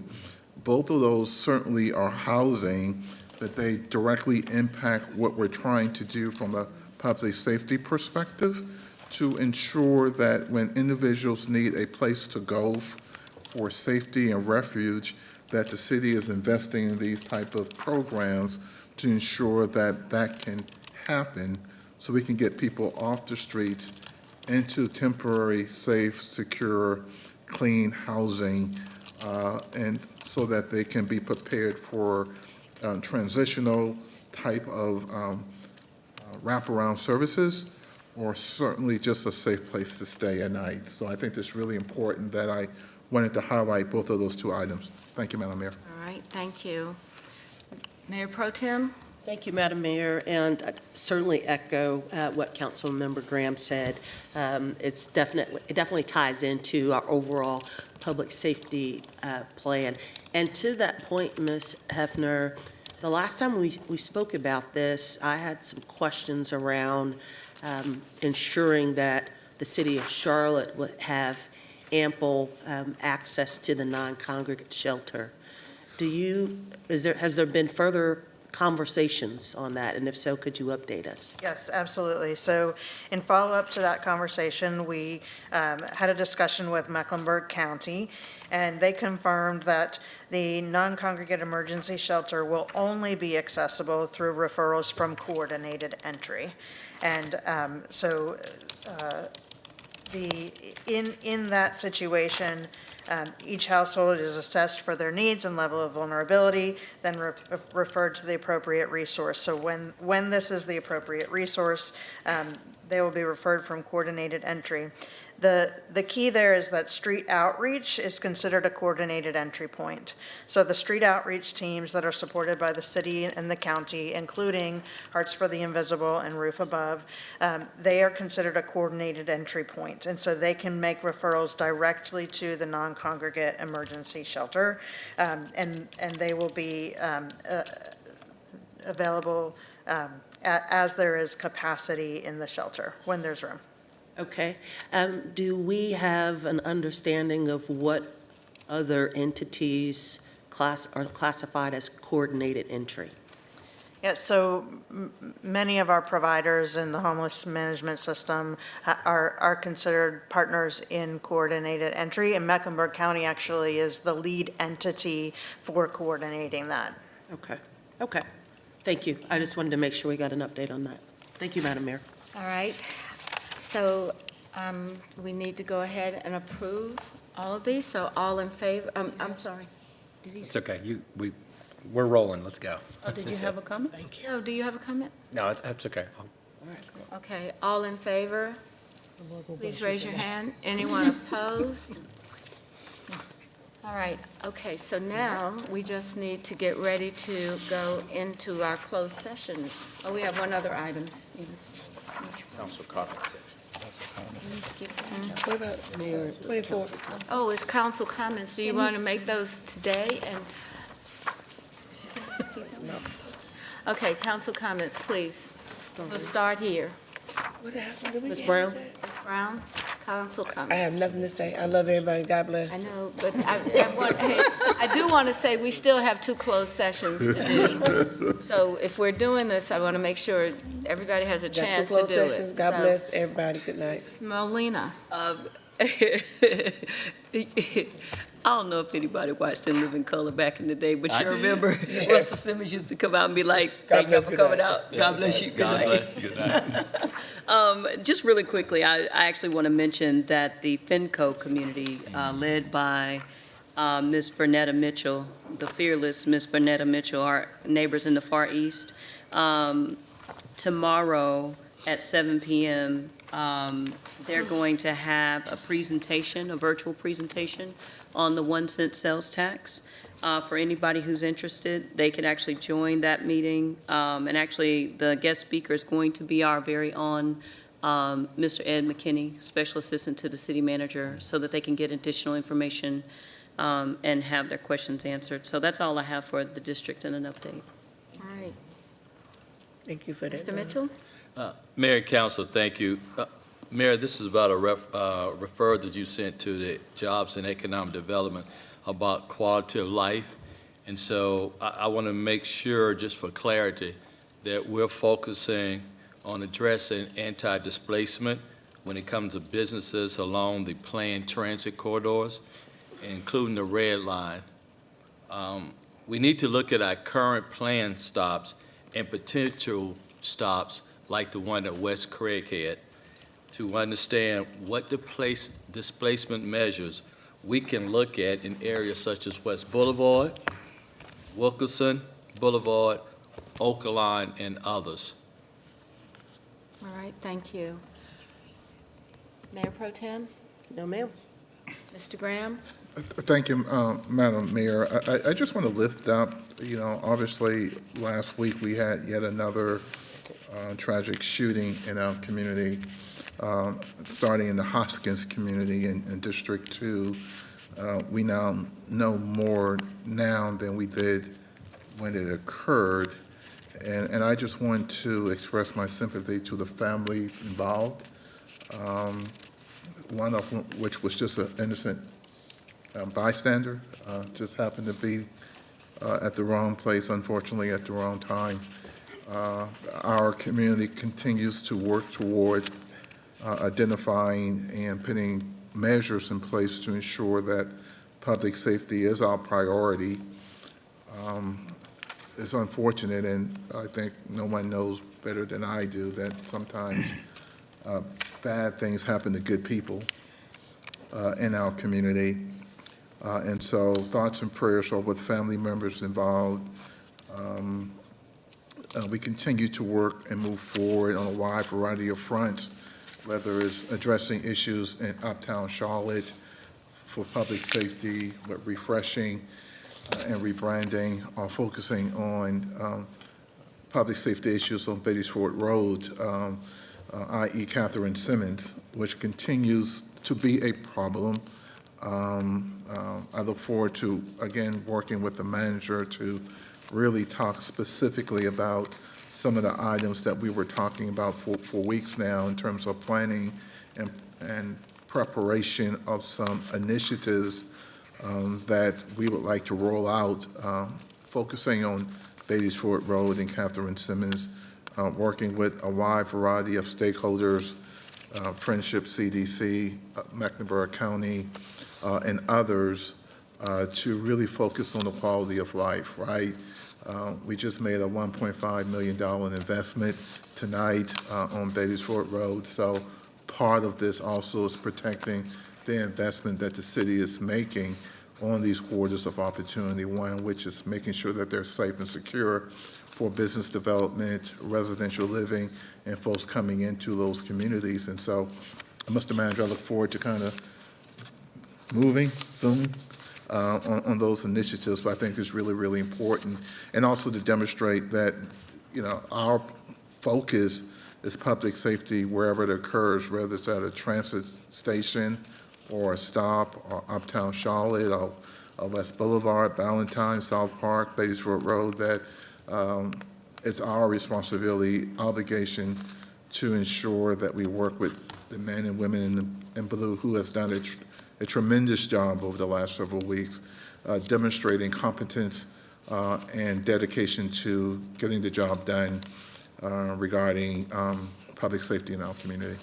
Thank you. All right, Mr. Driggs. So I don't know if anybody has failed to notice there's an election going on right now, and participation in these local elections has been lamentable. We see 10 or 15% of the voter population actually showing up. And it's kind of too bad 2 weeks before Veterans Day, when we honor the people who have fought in order to preserve our right to do this. And I've visited countries where you didn't have that right, in Eastern Europe, in some places in Africa, and I think it's just regrettable that we don't have a greater interest in these important decisions that will be made between now, and I'll note early voting ends on November 1st, and the election day is November 4th. Very important item on the ballot is the sales tax. Personally, I hope you'll support it, but you should participate in that decision. It's a big decision for Charlotte. So I just want to say to anybody who sees this, please go and vote, get your friends out, and let's get that participation number up. Thank you. All right. Yeah. Mr. Peacock? Ms. Swatlington? Yep, a bit of bright news when it comes to early voting. It looks like early voting in Mecklenburg County is nearly 50% more than it was compared to the last municipal election. So there's some good news there. I think it's driven by interest in the school board elections as well as the tax referendum. So definitely we want people to come out, but it does look like we're in good shape with some positive headwinds versus what we saw a couple of years ago. Really briefly, because there's been a lot of interest in regards to our displacement work related to the tax referendum, I do think it's important that folks hear very quickly the 2-minute version of what we're doing right now as it relates to that. So I'm going to ask Director Hefner to come up and give a quick overview. We've had some requests for some policy to go to committee. I don't think folks in the community are necessarily aware of the work that's already ongoing. So I want to make sure that we give an opportunity to inform folks on that because a lot of people have that on their mind as they're making their decisions about the tax referendum. All right, Ms. Ajmira? She's After you come coming. down, Ms., we'll follow up. Go ahead.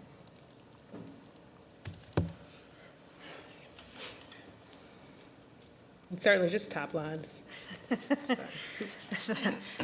It's hard to do top line on this because you all have been doing so much work around anti-displacement for several years. So starting with the appointment of the NEST Commission in 2021, the Neighborhood Equity and Stabilization Commission, the mayor and you all as council asked that commission to develop a set of recommendations to mitigate displacement pressures all across the community.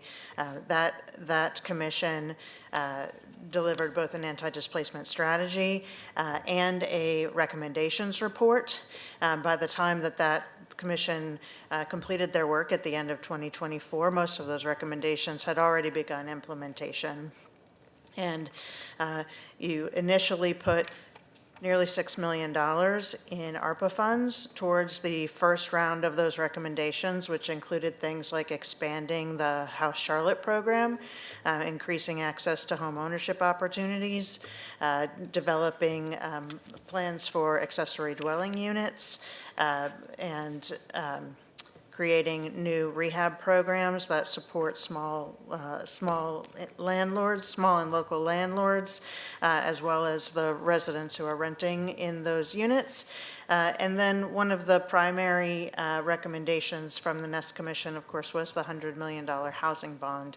And when you all, as council, passed your affordable housing funding policy at the end of last year, you allocated nearly half of that bond to anti-displacement activities. So 49 of the $100 million to home ownership, NOAA, naturally occurring affordable housing acquisition and rehab, housing rehabilitation, emergency repair for seniors and others, as well as land acquisition specifically in transit-oriented development areas, both current and potential future areas. Anything specific? No, just wanted top lines because as people are thinking specific to the referendum, I know there are some things that have been in the works. So just wanted to give you an opportunity to highlight those things. Thank you. Ms. Edgemira? All right, so we do need to go into closed session if we have 2 items to do this. So if we can just move and get there quickly. You need a motion to go into closed session. So moved to go. Let me No, give he you has the to. motion. The motion is to discuss matters relating to the location or expansion of industries or other businesses in the area served by the public body, including agreement on a tentative list of economic development incentives that may be offered by the public body in negotiations pursuant to North Carolina General Statute 143-318, 11A4. That will be the motion. So moved. Motion second. All in favor? Aye. Okay, let's go. Any opposed? Anyone opposed? Nope. After 10 minutes, we ordering pizza.